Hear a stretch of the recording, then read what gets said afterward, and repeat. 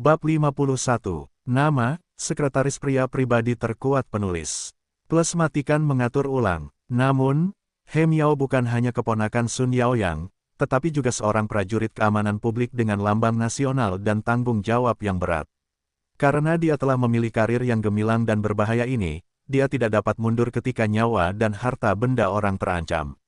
Sekarang dia ada di sini, dia tidak bisa mundur. Dia tidak bisa mundur tidak peduli dia mengirim keponakannya ke garis depan atau ketika dia benar-benar perlu melawan dirinya sendiri. He Miao, seorang polisi wanita muda, hanya menangani beberapa kasus perkelahian, pencurian, dan penipuan.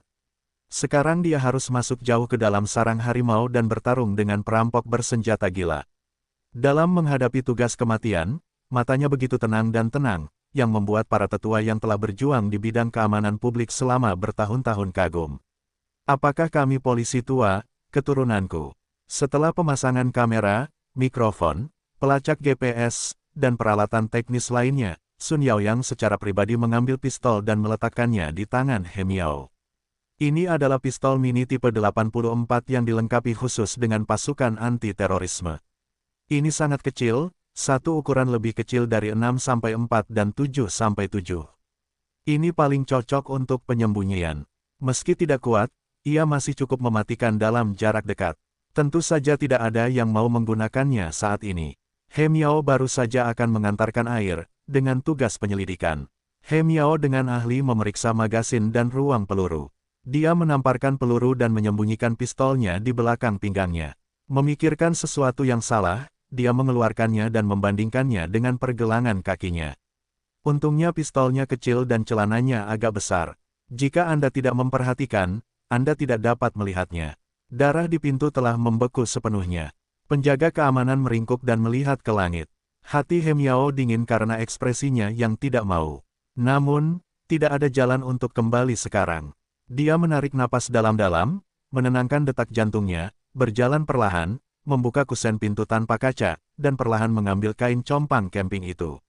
Situasi di toko menarik perhatiannya. Beberapa sandera berdiri menggigil di depan, dan di belakang mereka berdiri seorang pria, satu tinggi dan satu pendek. Dua pria berbaju hitam dan berkerudung jelas-jelas adalah perampok.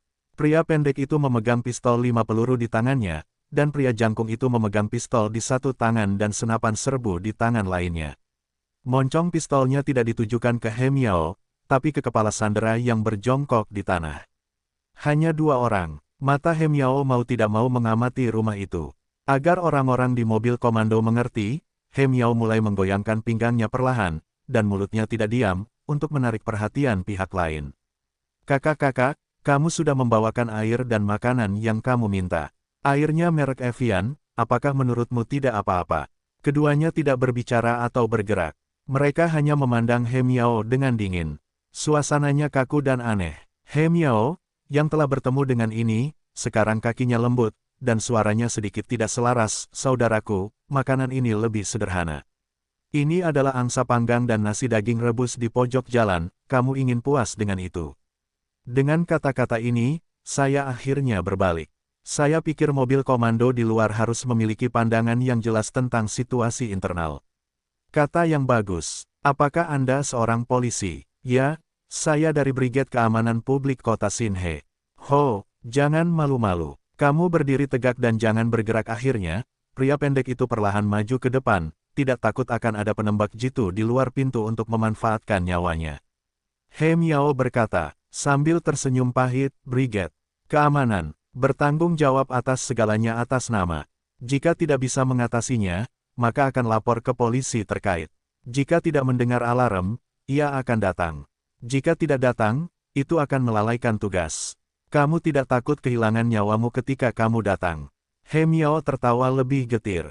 Alih-alih berpura-pura, dia malah menjadi getir, aku satu-satunya polisi wanita di tempat kejadian, dan saya tidak dapat membantu orang lain, bukan? Dengan kata-kata ini, pria pendek itu mendatangi He Miao dan tidak peduli dengan air dan makanan. Dia berjalan mengelilinginya 2 kali. Dia tiba-tiba melangkah mundur dan berkata, jangan bergerak, angkat tanganmu. He Miao segera berhenti dan perlahan mengangkat tangannya untuk menunjukkan bahwa dia tidak memiliki senjata. Perampok bersenjata ganda itu mengubah posisinya, dan kemudian memberi isyarat kepada komplotannya untuk memeriksa. Pria pendek itu melangkah maju dengan cepat, mengulurkan tangan dan menarik bagian seukuran kancing dari ikat pinggang He Miao, dengan kawat panjang dan tipis terhubung di belakang. "Apa ini?" teriak perampok pendek itu dengan marah melemparkannya ke tanah. Polisi wanita itu sangat lemah sehingga dia jatuh ke tanah. Dia melihat perampok itu menarik pompa di bawah laras senjata 5 kompi dan memasukkan peluru untuk memuatnya. Begitu kulit kepala He Miao meledak, dia secara tidak sadar meraih pistolnya, tetapi kecepatannya masih setengah detak lebih lambat. Pistol Mini 84 belum ditarik sepenuhnya, dan moncong perampok telah diarahkan ke kepalanya. Saat itu, dia hanya melihat pupil perampok itu mengecil, seolah dia membuka mulut untuk memarahi sesuatu, lalu kepalanya meledak. Merah darah, sepertinya seluruh dunia telah berubah warna. Ketika He Miao dilempar ke tanah oleh pria pendek itu, Chen Hao tahu bahwa kesempatan telah tiba. Saat ini, perhatian pria jangkung juga terfokus pada mereka. Perhatian pria lain tertuju pada polisi di luar, dan ada penembak jitu. Dia tidak bisa menggunakannya di ruangan kecil, apalagi di ruangan kecil. Ini juga merupakan kesalahan tata letaknya. Meski bersembunyi di ruangan kecil tidak takut kepala penembak jitu polisi diledakkan, namun juga dibatasi oleh ruang. Dalam jangkauan sempit berbentuk kipas, dibutuhkan jarak yang jauh untuk memainkan kekuatan senjata penembak jitu. Itu tidak lebih baik dari tongkat api dalam jarak dekat. Para sandera bahkan lebih panik dan tidak punya waktu untuknya. Mereka semua menghadap keluar, dan tidak ada yang memerhatikan mereka.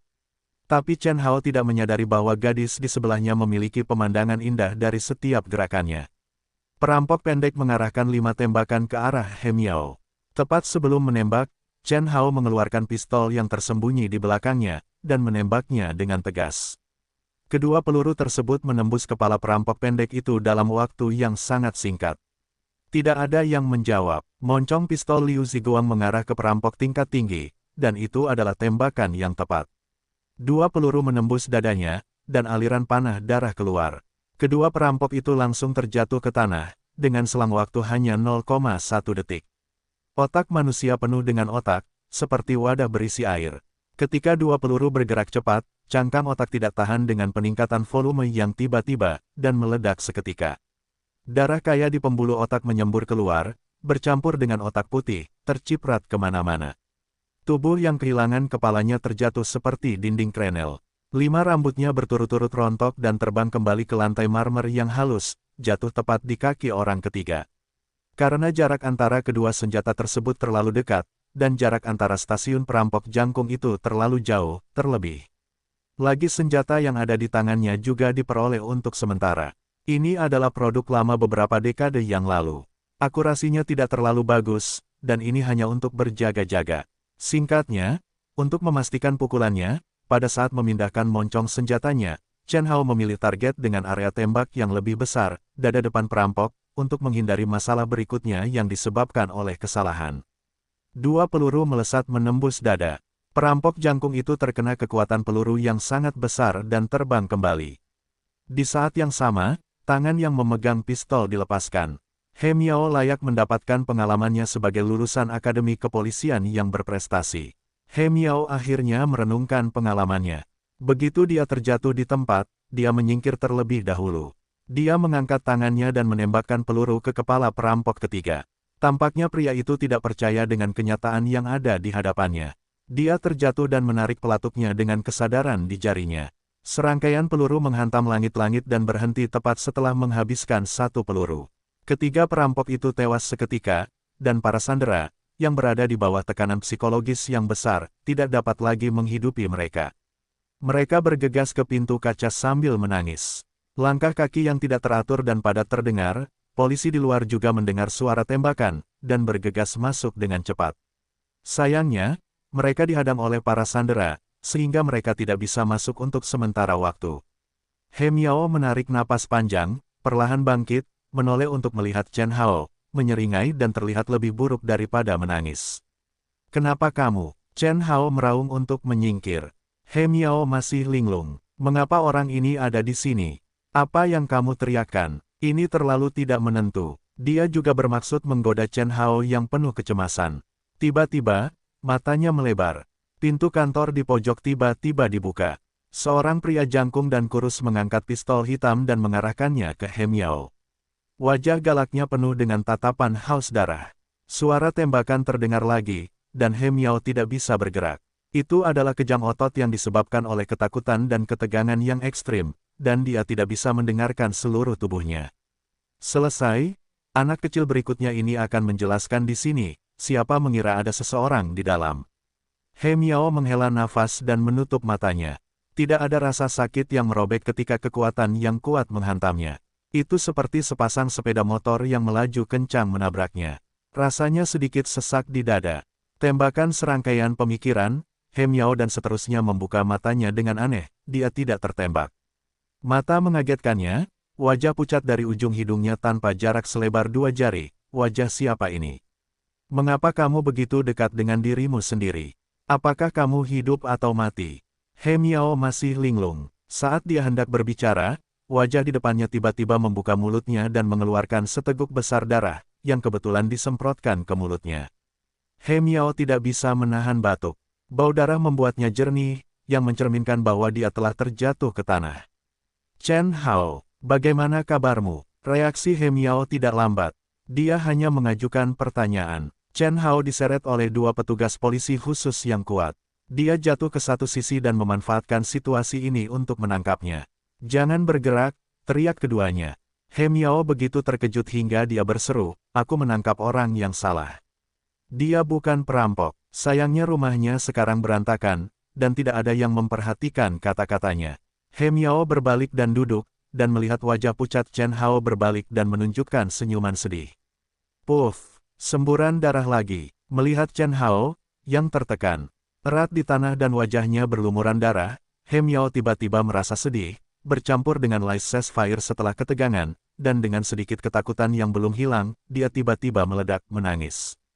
Pertama, dia menitikkan air mata, dan matanya perlahan kabur. Sampai dia melihat Chen Hao diseret, Hem Yao tidak bisa lagi menahan emosinya. Dia berani melakukan apa yang adil. Suara yang membelah hati itu akhirnya menarik perhatian orang lain. Ma Boren yang pertama bereaksi. Dada Hem Yao berlumuran darah, dan dia hampir jatuh ke tanah ketika dia lemah. Jika sesuatu terjadi padanya, dia tidak perlu menunggu orang lain melepas topinya. Sekarang dia harus melepasnya. Ma Boren berlari ke ambulans, diikuti oleh Direktur Deng dan Yuan Jianjun, tetapi paman terdekat Hem Yao, Sun Yaoyang, tertinggal di belakang. Bagus, itu bukan darahku. Mengetahui bahwa mereka telah salah paham, Hem Yao segera menangis dan meraung, kamu telah menangkap orang yang salah. Dia menyelamatkanku, dia menyelamatkan semua orang di rumah. Bawa dia ke rumah sakit sesegera mungkin. Suaranya, dengan sedikit ketidakpuasan yang kuat, serta sedikit rasa perintah, aksi tangan tidak berhenti, tarikan di depan orang-orangnya berlari melewatinya.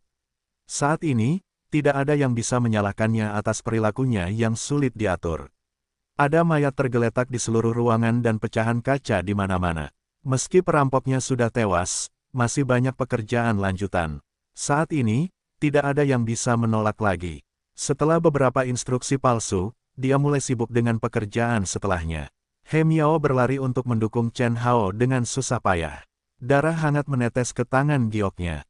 Hem Yao tidak menunggu orang lain berbicara. Hem Yao sedang terburu-buru, dan kakinya lembut. Jika bukan karena mata dan tangan di dekatnya, dia hampir menyeret Chen Hao ke tanah. Jelas sekali, pengalaman demi pengalaman berada di luar kemampuannya untuk menanggungnya, baik secara psikologis maupun fisik. Pintu ruang gawat darurat rumah sakit rakyat kota ditutup. Baku tembak hari ini di jalan pejalan kaki telah memberikan tekanan besar pada pekerjaan darurat. Itu hanya rumah sakit kota. Kapan Anda melihat begitu banyak pasien tembak? Untungnya profesionalisme dokter masih sangat tinggi. Meski gugup, mereka tetap berjalan dengan tertib. Tak satu pun dari 6 polisi yang dikirim memiliki masalah besar. 1 tahanan belum diselamatkan. Pria lain dikatakan berani karena alasan yang adil.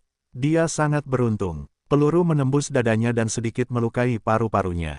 Tidak ada masalah besar lainnya. Dapat dikatakan ini merupakan pekerjaan pengobatan yang berhasil. Di bangsal, ada sesosok tubuh yang bernapas samar-samar terbaring dengan tenang. Kasa putih membalut dadanya seperti zonzi. He Miao duduk di satu sisi dan menunggu. Dia mengusir yang lain, melihat Chen Hao terbaring di sana dengan tenang, dia tidak bisa tidak memikirkan penampilannya yang berani. Hati He Miao hanya bisa digambarkan dengan perasaan campur aduk. Ia tidak pernah menyangka suatu saat hidup dan matinya akan berada di tangan orang lain. Terlebih lagi, ia tidak pernah menyangka bahwa pria yang selalu muncul di benaknya sebagai seorang playboy ini akan menjadi dewa pelindungnya. Mungkin karena tidak ada orang di sekitarnya, He Miao perlahan mengulurkan tangannya dan bibir merahnya sedikit bergetar. Bahkan dia tidak tahu seperti apa keadaan pikirannya saat ini. Dia perlahan-lahan mengulurkan tangannya dan menempelkan wajah dingin satu sama lain dengan sangat lembut. Senyuman di wajahnya sedikit enggan. He Miao sekarang lebih jelas daripada orang lain. Jika bukan orang di depannya, maka dialah yang terbaring di sini. Tanpa sadar, dia mendekati Chen Hao dan bergumam, "Terima kasih telah maju ke depan pada saat kritis, tapi aku tidak ingin kamu bangun pagi-pagi. Cedera kecil ini tidak dapat membantumu, kan?" Chen Hao di tempat tidur masih dengan mata tertutup dan wajahnya sepucat kertas. Jika bukan karena dadanya yang sedikit bergelombang, siapa sangka dia akan menjadi pria pemberani yang membunuh beberapa perampok beberapa jam yang lalu. He Miao diam-diam menatap Chen Hao, matanya mengalir, lalu diam-diam menutup sepasang matanya, dengan lembut menghela nafas. "Bangun, aku masih punya banyak keraguan untuk bertanya padamu. Kamu tidak bisa meninggalkan teka-teki untuk orang lain dan pergi begitu saja. Selama kamu bangun, aku akan melakukan apa saja." Ada keheningan dalam intensif unit perawatan, hanya nafas dua orang. He Miao menghela nafas lagi. Dia juga bertanya kepada dokter tadi. Meskipun Chen Hao sangat beruntung dengan lokasi lukanya, pelurunya hanya menyerempet paru-parunya dan tidak ada kerusakan lain pada organ dalamnya, namun ditembak bukanlah suatu hal yang beruntung. Dokter juga mengatakan bahwa karena korban kehilangan banyak darah, apalagi yang akan terjadi jika ia tidak terlindungi dengan baik. "Chen Hao, orang seperti apa kamu?" He Miao menopang dagunya, leng-leng menatap pria yang masih koma itu, mau tidak mau bertanya dengan lembut. "Saya laki-laki, seperti laki-laki palsu." Chen Hao di tempat tidur perlahan membuka matanya dan berkata sambil tersenyum, tapi dia tidak lupa berkedip ke arah He Miao yang tertegun. He Miao leng beberapa saat, tiba-tiba melompat, wajahnya berseru bersemangat, "Kamu bangun." Kebahagiaan Chen Hao tampaknya memengaruhi lukanya, dan dia tidak bisa menahan cemberut dan berkata, "Nak, bisakah kita berhenti bicara omong kosong? Jangan bangun, apakah itu hantu yang berbicara kepadamu?" Tanda tanya. He Miao mengangkat alisnya, menatap Chen Hao dan berkata, "Bisakah orang sebesar itu bicara? Apa-apaan ini? Aku tidak tahu tabunya." Chen Hao kaget dan tertawa. Gadis ini percaya tahayul. Melihat Chen Hao menyeringai, He Miao tahu bahwa orang ini mempengaruhi lukanya, lucu dan tertekan. Dia tidak bisa menahan diri untuk tidak menatapnya lagi. "Apa yang kamu tertawakan? Berhentilah tertawa. Aku hanya ingin membantumu mengatasi keraguanmu." "Keraguan apa?" Chen Hao berkata sambil tersenyum, "Tidakkah kamu ingin tahu orang seperti apa aku ini? Aku baru saja memberitahumu bahwa jika kamu benar-benar tidak percaya pada pria palsu, kamu bisa menguji dirimu sendiri." Tidak bisa menahan tawa, He Miao baru saja menyadari bahwa orang ini sedang mengolok-olok dirinya sendiri lagi. Dia tidak bisa menahan diri untuk tidak melihatnya dan berkata dengan marah, "Bajingan kotor." Chen Hao memutar matanya untuk belajar darinya, tetapi He Miao bertanya, "Bagaimana kamu bisa berada di toko?" "Kebetulan sekali." "Kebetulan? Apakah Anda ingin berada di sana? Sungguh sial jika minum air dingin. Saya tidak tahu apakah saya akan memenangkan hadiah utama jika saya beristirahat hari ini." He Miao menatap Chen Hao dengan tatapan curiga. Dia ragu dalam hatinya, orang ini bukanlah orang yang santai. Sejauh beberapa hal terjadi padanya, yang mana saat itu dia tidak memiliki bayangannya. Sekarang lebih baik, semua kasus perampokan bersenjata ada hubungannya dengan dia. "Aku tidak bermaksud begitu. Aku hanya bertanya, aku tidak menyangka kamu ada di toko. Kamu tidak menyangka bahwa kamu akan diselamatkan olehku." Chen Hao bergumam bahwa ini bukanlah upaya untuk membalas kebaikannya. Dia hanya takut He Miao akan terus mencari tahu dan harus mengganti topik pembicaraan. Mendengar ini, He Miao tidak mengucapkan sepatah kata pun. Di depan matanya, Chen Hao melompat ke arahnya untuk memblokir peluru. Hatinya sedikit melunak, "Yah, kamu tahu, aku tidak bermaksud begitu.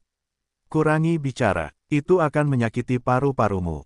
Tidak baik, berbicara terlalu banyak. Chen Hao tahu apa artinya berhenti ketika keadaannya baik. Dia mengangguk dan memberinya senyuman. Dia perlahan menutup matanya. He Miao tidak berani berkata apa-apa lagi saat dia terlihat lelah. Dia duduk dan menatapnya dengan tenang. Cedera seperti ini sebenarnya bukan apa-apa bagi Chen Hao, seorang veteran di dunia kerja yang penuh dengan hidup dan mati. Selain itu, dia menjalani operasi. Jika paru-parunya tidak terluka, tidak masalah baginya untuk keluar dan berjalan di sepanjang jalan pejalan kaki komersial beberapa kali sekarang.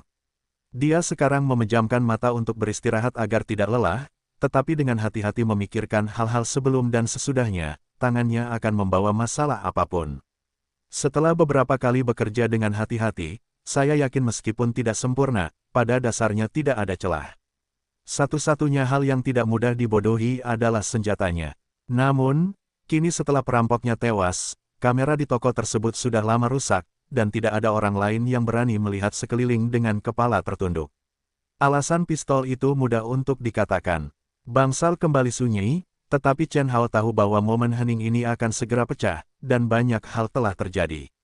Sekalipun hal ini didefinisikan sebagai keberanian karena alasan yang adil, polisi tidak bisa begitu saja menyelesaikan kejadian tersebut. Ada langkah kaki ringan di luar pintu. Sepertinya seseorang membuka pintu dan membisikkan sesuatu. Lalu He Miao menggumamkan dua kata. Dia tampak enggan, tapi dia pergi bersama pengunjung itu. Petugas, ini rutin. Ayo buatkan catatan untukmu. Pembicaranya adalah seorang polisi kriminal tua, yang membuka mulutnya sambil tersenyum. He Miao tidak ingin meninggalkan bangsal Chen Hao saat ini, tetapi dia juga tahu bahwa ada banyak orang yang menunggu di luar untuk mengetahui proses spesifik dari masalah tersebut. Ini masalah muka bagi sebagian orang untuk memberinya waktu yang lama. Tidak mudah untuk bersikap picik saat ini, jadi dia hanya bisa menganggukkan kepalanya dengan enggan, tapi dia mengajukan permintaan, jangan kembali ke kepolisian, datang dan pergi buang-buang waktu, ada kamar di sebelah lot, katakan di sini. Petik 2. Tidak masalah. Polisi kriminal lama tidak keberatan. Mereka meminta asisten untuk menyapa rumah sakit. Kemudian mereka dengan sopan mengundang He Miao masuk untuk menanyakan kasus tersebut. He Miao mencoba mengingat situasi saat itu. Ia mengatakan bahwa perampok tersebut memerintahkannya untuk mengangkat tangannya tinggi-tinggi, menoleh ke samping, lalu mengeluarkan kamera di ikat pinggangnya, dan jatuh ke tanah. Dia ingat bahwa dia sedang berbaring telentang. Perampok itu sangat marah dan hendak menembak dirinya sendiri di tempat. Dalam situasi yang sangat berbahaya, dia harus mengeluarkan senjatanya. Bagaimanapun, itu adalah tembakan yang lambat. Jika seseorang tidak menembak dan membunuh perampok dari belakang, He Miao tidak akan terbaring di rumah sakit sekarang, tetapi di kamar mayat yang dingin. Ketika polisi kriminal lama mendengar penjelasan He Miao, dia mengerutkan kening dan bertanya, siapa yang menembakkan senjatanya? Itu adalah Chen Hao. Dia adalah salah satu sandera saat itu. Polisi kriminal tua itu mengangguk dan bertanya, dari mana senjatanya berasal saat itu? Apakah Anda melihatnya? He Miao menggelengkan kepalanya, perampok itu hanya menghalangi pandangan saya. Saya tidak dapat melihat apapun kecuali mendengar suara tembakan. Petik 2. Hal ini tidak dapat dikatakan dengan jelas. Polisi kriminal lama dengan hati-hati mencatat 2 pukulan di buku, dan terus bertanya, lalu. Kemudian dia menembak dan membunuh 2 perampok lainnya. Salah satunya saya tembak lagi. Saat ini, tidak akan ada perampok di toko. Saya pikir tidak akan ada perampok. Bagaimana saya bisa tahu bahwa ada orang lain di staf ruang tunggu siapa yang bergegas keluar untuk menembakku? Berkat dia melompat lagi untuk memblokirku dan menembak serta membunuh para perampok pada saat yang sama. Jika tidak seperti ini, aku akan menutupi tirai putih sekarang. Itu daftarnya. Melihat karena suasana hati He Miao sedang buruk, polisi kriminal tua itu menghiburnya dengan suara rendah dan bertanya kepadanya 2 kali sebelum berkata, jadi, kamu tidak tahu dari mana asal pistol di tangan Chen Hao? Aku tidak tahu. Saya tidak melihatnya. Polisi kriminal tua itu mengangguk dan menutup buku catatan, itu dia, petugas He. Istirahatmu cukup dan jangan ganggu aku. He Miao mengucapkan terima kasih dan membuka pintu. Tetapi di pintu, dia tiba-tiba melihat sutradara Sun Yaoyang, sutradara Deng, Yuan Jianjun dan Ma Boren berdiri di depan pintu rumah Chen Hao, bangsal, bersiap untuk mendorong pintu masuk. Miao miao, melihat He Miao, Sun Yaoyang menunjukkan sedikit kebaikan, melepaskan pegangan pintu, mendatanginya dan bertanya, sudahkah kamu memeriksanya? Apakah ada yang salah dengan tubuhmu? He, Miao menggelengkan kepalanya dan berkata, saya baik-baik saja. Apakah kamu di sini? Datang dan lihatlah para pahlawan yang melakukan perbuatan baik. Jika bukan karena dia, konsekuensinya tidak terbayangkan. Kata Ma Boren cepat. Pada saat yang sama, dia juga tahu bahwa Chen Hao adalah orang yang disebut berani karena alasan yang adil. Hatinya dingin. Cara pemuda ini tidak sederhana. Dia harus berada dalam bahaya, kejam dan tegas. Jadi Ma Boren mengatakan bahwa, di satu sisi, itu ditujukan pada identitas Chen Hao, dan hal-hal di baliknya dibuat olehnya.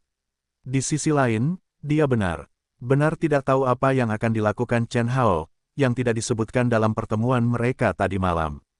Menurutku itu tidak terlalu dini.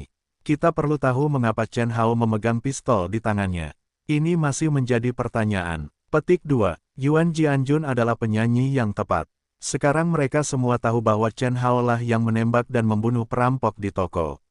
Ma Boren sangat bersyukur karena persoalannya sudah terselesaikan. Dia adalah panglima tertinggi di tempat kejadian. Meski ada kesalahan kecil, meski kelebihan dan kekurangannya sama, kali ini kelebihan dan kekurangannya jauh lebih besar dari itu. Sutradara Deng juga bias terhadap citra Chen Hao yang bertindak berani demi alasan yang adil. Bagaimanapun, dia adalah kepala polisi kota Xinhe. Ada orang seperti itu di bawah pemerintahannya, dan kontribusinya sangat diperlukan. Dia memiliki pemerintahan yang baik. Jadi saya tidak puas dengan banyaknya kata-kata Yuan Jianjun. Saya melihatnya, hanya untuk menemukan bahwa orang ini berpura-pura tidak melihatnya. Yuan Jianjun tidak demikian. Chen Hao dihukum sendiri di kantor polisi. Dia juga tahu bahwa Chen Hao adalah musuh bebuyutan Yang Hu. Oleh karena itu, tidak peduli dari sudut mana, dia tidak ingin Chen Hao membuat terobosan. Lebih bisa diandalkan menjadi sekretaris kecil. Ketika Yuan Jianjun mengatakan ini, orang pertama yang mengungkapkan ketidakpuasannya adalah He Miao. Gadis ini tidak takut padamu, Wakil Direktur Yuan. Dia juga jelas tentang ketidakbahagiaan antara Yuan Jianjun dan Chen Hao. Sekarang ketika dia mendengar kata-kata Yuan Jianjun, dia secara naluriah berpikir bahwa hati Wakil Direktur Yuan terlalu kecil, dan dia masih memberikan obat tetes mata kepada orang-orang. Deputi Biro Yuan, bukan itu yang saya katakan. Chen Hao memimpin di toko. Dia menyelamatkan saya 2 kali dan hampir bunuh diri untuk kedua kalinya. Saya tidak hanya melihatnya. Para sandera yang selamat di toko ada di mata saya. Petik 2. Yuan Jianjun melihat ke arah sutradara Sun. Dia tidak bisa melihat ketidaknyamanan di wajahnya, jadi dia berkata sambil tersenyum, He Miao, aku hanya membicarakan masalah ini. Chen Hao menyelamatkanmu dan para sandera. Tidak ada yang bisa menyangkal hal itu. Aku hanya ingin tahu di mana pistol di tangannya berasal. Saya ada di tempat kejadian, tetapi situasinya sangat rumit. Jika Anda ingin mengetahuinya, Anda dapat melihat pernyataan saya sekarang. Dia mendengus, sebelum ada penyelidikan, ambil kesimpulan dulu, aku khawatir ada yang buruk. Hati Yuan Jianjun marah. Kamu gadis kecil, mengandalkan kesulitan di belakang panggung, kamu tidak memperhatikanku lagi. Sekarang Anda berani membantah atasan Anda secara terbuka. Siapa yang mengajarimu aturannya? Yuan Jianjun adalah seekor rubah tua. Dia tidak terlihat marah. Dia hanya tertawa dan tidak berbicara lagi. Status Direktur Deng tidak tinggi atau rendah. Dia hanya cocok menjadi perantara. Dia berkata sambil tersenyum, saya pikir sebaiknya kita menyampaikan belasungkawa kepada pahlawan kita terlebih dahulu dan mendiskusikannya nanti. Ini adalah nada yang ditetapkan. Bahkan sutradara Sun, yang berada di level lebih tinggi, tidak bisa berkata apa-apa. Seperti kata pepatah lama, memukul orang daripada memukul muka itu baik. Jika Sun Yaoyang menyangkal tekad Chen Hao untuk berani demi alasan yang adil, maka dia tidak akan cocok dengan kantor polisi Xinhe. Ada apa dengan dia? Chen Hao bukanlah pria berdarah panas yang dibudidayakan oleh Xinhe. Apakah dia masih seorang perampok? Tentu saja. Bagi Chen Hao yang menyelamatkan keponakannya di saat kritis, Sun Chu masih sangat menyayanginya, namun ada satu hal yang lebih aneh di hatinya selain Yuan Jianjun, anak laki-laki ini tidak sederhana.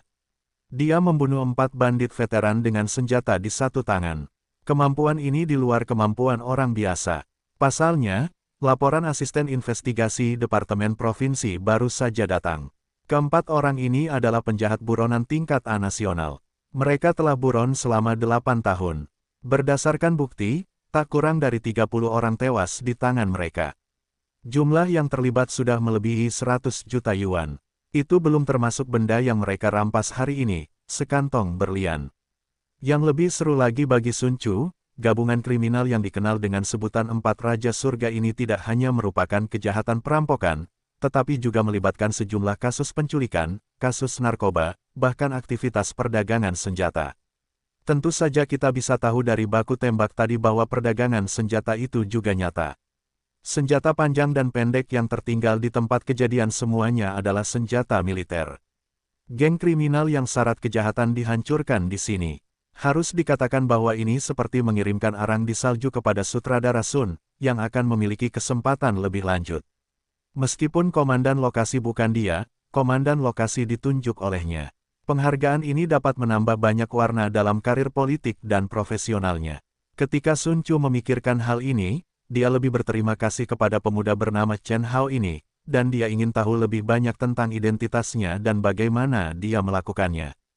Beberapa orang berbicara beberapa patah kata lagi, lalu mendorong pintu bangsal untuk masuk, dan Chen Hao baru saja bangun. Bagaimanapun, nadanya sudah diatur. Tidak ada seorang pun yang merasa tidak nyaman. Arus kas langkah Chen Hao sangat sederhana. Serangkaian hal yang harus dia lakukan adalah tidak berkata apa-apa lagi. Tuan Chen, jika Anda tidak merasa lelah, bolehkah saya menanyakan beberapa pertanyaan? Yuan Jianjun merasa sangat tidak nyaman dengan suasana bersahabat antara orang besar, polisi, dan masyarakat. Dia memanfaatkan waktu luang untuk mengatakan sesuatu. Chen Hao tidak ingin memberikan wajah pada pria ini. Yuan Jianjun dan Yang Hu bukanlah atasan atau bawahan. Mereka saling menguatkan. Mereka tidak dapat mengubah situasi. Oleh karena itu, mereka dapat membuat Yuan Jianjun tidak nyaman, yang merupakan cara yang lebih nyaman bagi Chen Hao. Pak, saya tidak tahu apakah Anda memiliki akal sehat seperti ini. Seorang pria yang baru saja tertembak dan baru saja menjalani operasi akan menemani Anda dalam waktu yang lama. Apakah menurut Anda saya akan merasa lelah? Ini sangat tidak baik. Wajah Yuan Jianjun memerah. Suasana di dalam ruangan agak canggung. Tuan Deng mengkritik Yuan Mingming yang lama karena bingung beberapa saat. Dia tidak akan mengatakan apapun. Apakah ini anggur tadi malam atau apa? Ma Boren sangat senang saat melihat rival lamanya tidak nyaman, namun dia sangat nyaman. Mata Chen Hao bahkan lebih berbeda. He Miao sedang dalam kondisi pikiran yang baik. Awalnya, orang-orang baru saja menyelesaikan operasinya, jadi Anda bisa membicarakannya. Anda bisa membicarakannya saja. Apa yang membuatmu bosan? Anda tidak lelah. Mengapa kamu tidak mencobanya? Baru saja, Yuan Jianjun berulang kali menentang karakterisasi Chen Hao. Sebagai wakil direktur kantor polisi Xinhe, dia agak tidak biasa. Sekarang, melihat penghinaan Chen Hao yang tidak terselubung terhadap Yuan Jianjun, Sun Yao yang bergumam. Apakah ada cerita di antara mereka? Yuan Jianjun tersenyum malu. Dia memikirkan tentang apa yang terjadi hari ini dan bagaimana dia membuat beberapa kesalahan tingkat rendah berulang kali. Dia berkata pada dirinya sendiri, lihat aku, akhir-akhir ini aku sibuk. Aku tidak bisa mengikutimu. Aku tidak memikirkan situasi seperti ini. Maafkan aku. Chen Hao meliriknya. Dia mungkin tahu bahwa tidak ada yang baik dari mulut orang ini. Dia pikir dia akan mengabaikannya, tapi dia pikir dia harus menjelaskannya sekarang. Lagi pula, ada direktur besar di sini, dan He Miao harus menghasilkan banyak uang untuk dirinya sendiri. Aku tidak berani jadi pion kalau kamu bilang begitu. Kalau kamu capek atau tidak, jangan bilang dulu. Kalau kamu mau tanya, cepatlah, kaki depan pergilah dan kaki belakangmu mencatat pertanyaan-pertanyaan dan bersaksi. Agak memilukan untuk mengatakan ini. Untungnya, semua orang yang hadir kecuali He Miao adalah roh manusia, dan tidak pantas untuk tersenyum. Lagi pula, beberapa prosedur masih harus berjalan, beberapa laporan masih perlu ditulis, dan beberapa hal masih belum jelas. Ini mungkin bukan masalah saat ini, dan sulit untuk menjamin bahwa mereka tidak akan dibuang sebagai alat untuk menyerang lawan di masa depan. Itu semua adalah pejabat lama. Siapa yang tidak melakukan sesuatu tanpa bocor?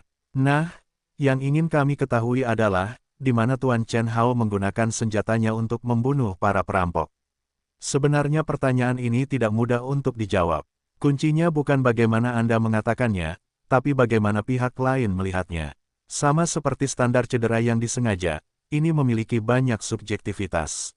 Mendengar pertanyaan Yuan Jianjun, Chen Hao tanpa sadar mengamati ekspresi beberapa orang di dekatnya. Mereka semua penuh minat, tapi tidak ada rasa gugup. Ini adalah keputusan besar dalam hati, berapa banyak yang juga menebak beberapa poin, jadi dia tersenyum sangat alami, kamu bilang senjata itu. Saya tidak tahu bagaimana saya sampai di sini. Wajah orang-orang berubah drastis, dan wajah mereka menjadi jengkel. Kamu berbohong, Anda memiliki pistol di tangan Anda. Apakah kamu tidak tahu bagaimana kamu mendapatkannya? Yuan Jianjun sangat gembira. Begitu dia mulai memarahinya, Chen Hao memutar matanya dan melanjutkan, saya diperintahkan untuk berbaring di tanah sebagai sandera. Saya tidak tahu apa yang terjadi, tetapi sebuah pistol tergelincir tidak jauh dari saya. Saat itu, saya mendengar suara omelan. Begitu saya melihat ke atas, saya menemukan bahwa seorang perampok menginginkan seorang petugas polisi, jadi tanpa sadar saya mengambil pistol dan menembak. Ini sedikit menarik, beberapa orang mendengarkan dan saling memandang, pistolnya berlari ke arah Anda. Jika senjata itu bukan milik Anda, itu bukan milik penjual sandera, itu hanya milik perampok. Perampok menodongkan pistol ke arah Anda untuk membuat Anda memberontak. Bukankah itu omong kosong? Melihat wajah semua orang tidak tergoyahkan, Chen Hao juga tahu bahwa pernyataannya terlalu tidak bisa diandalkan. Namun, sifat permasalahannya sangat sensitif. Beberapa kata hanya bisa diucapkan sendiri. Mereka mendengarkan mereka. Jika mereka tidak membuka mata dan menggali lebih dalam, air akan masuk ke kepala mereka. Jadi Chen Hao menambahkan, saya ingat ada seorang gadis pelanggan di tempat kejadian. Mungkinkah pistol itu miliknya? Pakaian biasa. Yang lain tidak berbicara, tetapi Yuan Jianjun masih memikirkan kemungkinan itu. Direktur Sun, yang sudah mengetahui identitas sandera pelanggan lainnya, mau tidak mau menatap dan berkata, pistol itu bukan miliknya. Sumber pistolnya akan diketahui. Ada sidik jarinya di sana. Chen Hao mengangkat bahunya dan tertawa. Dia bercanda bahwa sidik jari di senjatanya rumit. Bahkan sidik jari satpam yang meninggal di toko itu diam-diam dicetak sendiri. Anda tidak bisa membedakannya. Alam bawah sadar, Yuan Jianjun tiba-tiba mengucapkan sebuah kalimat, matanya menatap tajam, Tuan Chen, maksud Anda secara tidak sadar mengambil pistol untuk menembak. Ya, reaksi naluriah. Chen Hao sepertinya tidak tahu apa yang akan dia katakan, jadi dia menambahkannya dengan sangat mudah. Yuan Jianjun mencibir dalam hatinya dan terus bertanya dengan wajah santai, reaksi naluriah. Sejauh yang saya tahu, Tuan Chen Hao belum pernah menjadi tentara, bukan? Sangat tepat, itu masih merupakan reaksi naluriah. Petik 2. Orang lain tidak bicara, itu sebenarnya masalah, tapi bukan siapa-siapa yang jadi masalah. Jika Anda tidak menjadi tentara, Anda tidak akan bermain-main dengan senjata. Saat ini, banyak orang kaya yang bermain senjata di beberapa negara asing, yang jauh lebih baik dari tentara. Chen Hao berkata sambil tersenyum, karena wakil direktur Yuan telah memeriksa arsip saya harus tahu bahwa saya memiliki pengalaman yang tidak ada dalam arsip. Yuan Jianjun terkejut, lalu dia teringat bahwa memang ada hal seperti itu. Bukan saja dia tidak memiliki arsipnya, tetapi anak laki-laki itu meninggal dalam perjalanan ke sekolah dalam perjalanan ke luar negeri. Dia menghilang selama 5 tahun. Tempat tinggal terdaftarnya telah meninggal dunia. Masih 5 tahun setelah dia kembali. Chen Hao menutup matanya dan berhenti berbicara dengan mereka. Beberapa orang saling memandang dan keluar. Apakah ada yang kosong di file itu? Direktur Sun bertanya terlebih dahulu. Ya, dia telah hilang selama 5 tahun, dan tidak ada catatan di arsipnya. Direktur Sun merenung sejenak, menganggukkan kepalanya, lalu tiba-tiba menggelengkan kepalanya dan berkata sambil tersenyum, jangan selidiki masalah ini lagi. Beberapa orang tidak memiliki file karena mereka membutuhkannya, semuanya polisi tua, jadi jangan tanya lagi. Semua orang tampak kagum dan memikirkan sebuah kemungkinan. Mereka merasakan sesuatu di dalam hati mereka, dan masing-masing dari mereka membuat keputusan kecil. Ketika semua orang pergi, He Miao dengan bersemangat bertanya kepada Sun Yaoyang, Paman, apakah menurutmu Chen Hao berasal dari Departemen Khusus Negara? Sambil tersenyum, Sun Yaoyang menyentuh kepalanya dan berkata, Miao Miao, apakah kamu sudah membaca terlalu banyak novel? Di mana ada begitu banyak departemen khusus? He Miao cemberut tidak yakin, lalu kenapa kamu tidak bilang dia punya file? Dalam 5 tahun itu, bukannya, semua rumah tangga kulit hitam tidak punya uang. Sun Yaoyang menggelengkan kepalanya dan tidak menjawab secara langsung. Dia merapikan pakaiannya dan berkata, jika kamu tidak bisa menanyakan sesuatu, jangan tanya. Chen Hao tidak sesederhana yang kamu kira. Yah, rendahkan aku tidak bodoh. Jika dia sederhana, dia bisa membunuh 4 perampok dalam sekejap mata. Sun Yaoyang menganggukkan kepalanya dan berkata, lebih dari itu. Jika kamu tahu itu 4 perampok dulunya adalah tentara bayaran di luar negeri selama beberapa tahun, Anda akan memahami betapa mengesankannya kinerja Chen Hao hari ini, dan Anda akan memahami bahwa Anda benar-benar memulihkan hidup Anda hari ini. Sun Yaoyang tidak mengucapkan kata-kata ini, hanya menyuruh He Miao untuk pergi senyuman. Di sini, beberapa anggota senior pergi dengan kaki depan mereka, dan suara sepatu hak tinggi terdengar di koridor. Di pintu masuk lift koridor, seorang gadis jangkung berlari dengan panik. Apa yang kamu lakukan di sini? Melihat Sun Feifei, He Miao merasa tidak nyaman tanpa alasan. Chen Hao tidak mengkhawatirkannya. Sun Feifei lah yang pada awalnya dipanggil istrinya. Meskipun dia kemudian mengetahui bahwa itu adalah kemanfaatan sementara yang menipu Scar, dia dapat melihat bahwa mereka ada hubungannya satu sama lain. Petugas dia, bagaimana kabar Chen Hao? Sun Feifei meraih ponselnya, menjepit di antara ruas-ruas putihnya, dan terlihat gugup di hatinya. He Miao tidak menjawabnya, tetapi berkata dengan aneh, bagaimana kamu tahu Chen Hao ada di sini? Sun Feifei dengan cepat menggoyangkan ponselnya dan berkata, dia lupa membawa ponselnya ketika dia keluar hari ini. Saya mendapat telepon dari rumah sakit dan langsung meneleponnya melalui ponselnya untuk mengatakan bahwa dia mengalami kecelakaan. Apa yang terjadi? Dia, kepala He Miao kacau, yang bisa hadir untuk menjawab kata-katanya, dalam pikirannya berulang kali merenungkan kata-kata Sun Feifei, keluar, nak, lupa mengambil ponsel. Di mana pintunya? Pintu kantor. Tapi sejauh yang saya tahu, mereka tidak berada di departemen yang sama. Sedang memikirkan hal ini, He Miao berpura-pura ceroboh dan bertanya, bagaimana dia bisa meninggalkan ponselnya di kantor? Berantakan sekali. Sun Feifei benar-benar cemas. Mengapa polisi wanita ini begitu tidak bisa diandalkan? Dia bertanya pada Chen Hao tentang situasinya. Dia tidak memberitahunya, tetapi terus bertanya tentang ponselnya. Tidak, itu ada di wastafel di rumah. Ada apa dengan dia? Wajah He Miao pucat. Apa yang ada di wastafel? Rumah. Apakah mereka benar-benar berpasangan atau berpasangan? Mereka semua tinggal bersama. He Miao tidak tahu suasana hati dan perasaan seperti apa yang dia alami. Dia hanya dalam keadaan yang aneh. Dia tampak dalam keadaan masam. Dia tidak bisa memikirkan apapun. Pikirannya penuh dengan pertanyaan tentang pernikahannya. Ketika dia mendengar pertanyaan Sun Feifei, dia menunjuk ke pintu dan melanjutkan menjadi linglung. Sun Feifei tidak mempedulikannya. Dia tidak menjawab telepon genggamnya, tetapi lelaki tua di rumah itu. Melihat telepon selulernya berdering sepanjang waktu, dia takut sesuatu yang mendesak akan terjadi.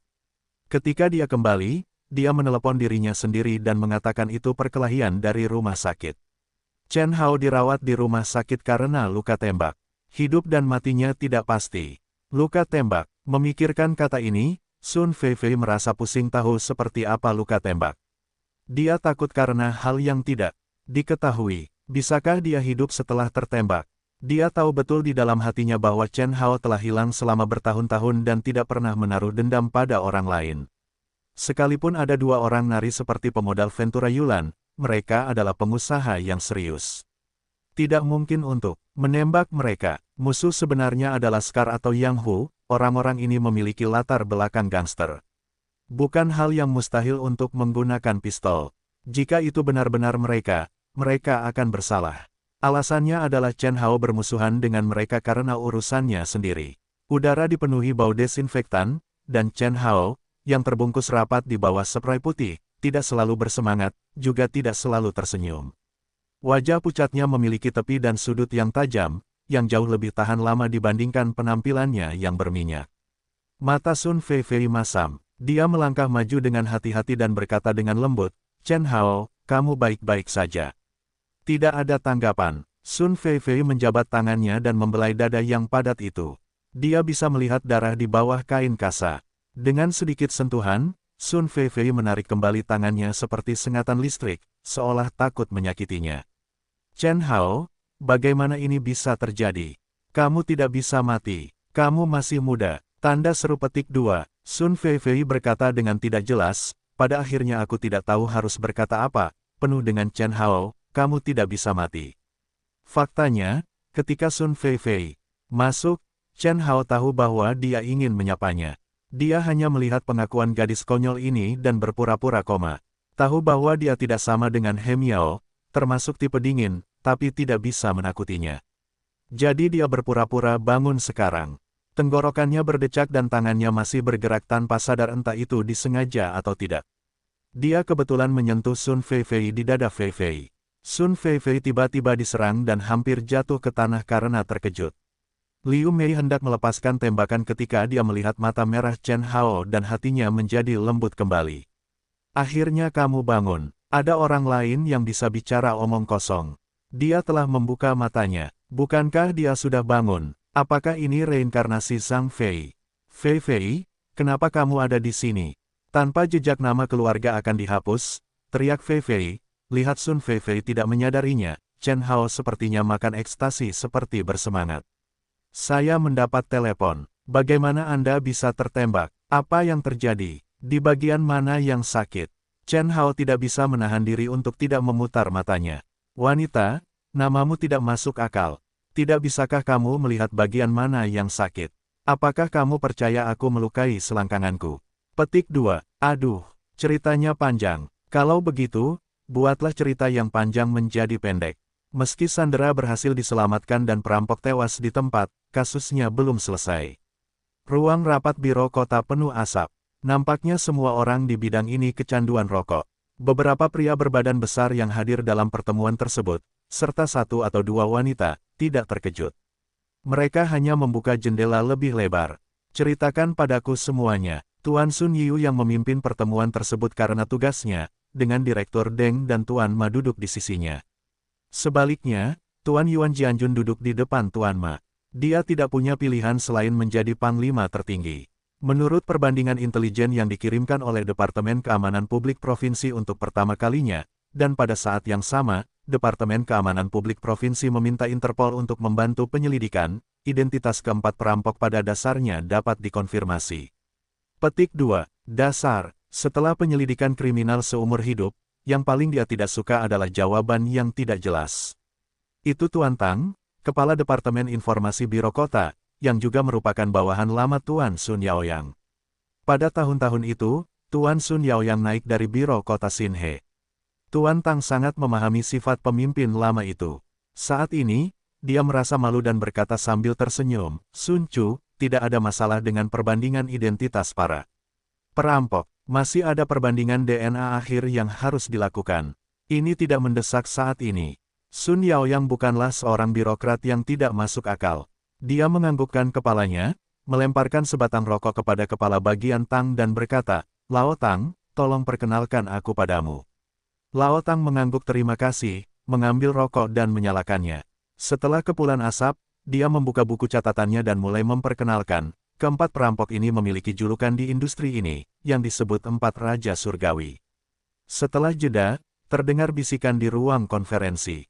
Setelah komunikasi yang cukup, Tang melanjutkan, "Tentu saja, keempat Raja Surgawi ini bukanlah empat raja lainnya. Mereka bukan penyanyi dan bintang film di industri hiburan, tapi pembunuh dan, tepatnya, tokoh terkenal di tentara bayaran. Ini bukan perampok biasa. Kita semua mengetahuinya, tapi kita tidak menyangka keempatnya laki-laki menjadi begitu besar. Jadi itu agak abstrak. Saya akan membuat daftar serangkaian angka tertentu, dan Anda akan memiliki pemahaman yang lebih intuitif tentang keempat orang ini." Lao Tang mengatakan ini, tanpa sadar menatap Sun Chu, dan melihat bahwa dia mengangguk dan setuju, jadi dia terus mengatakannya. An Meng, anak tertua dari Empat Raja Surgawi, lahir di Chuanjiang. Pada tahun-tahun awalnya, Sersan dipindahkan ke tempat lain.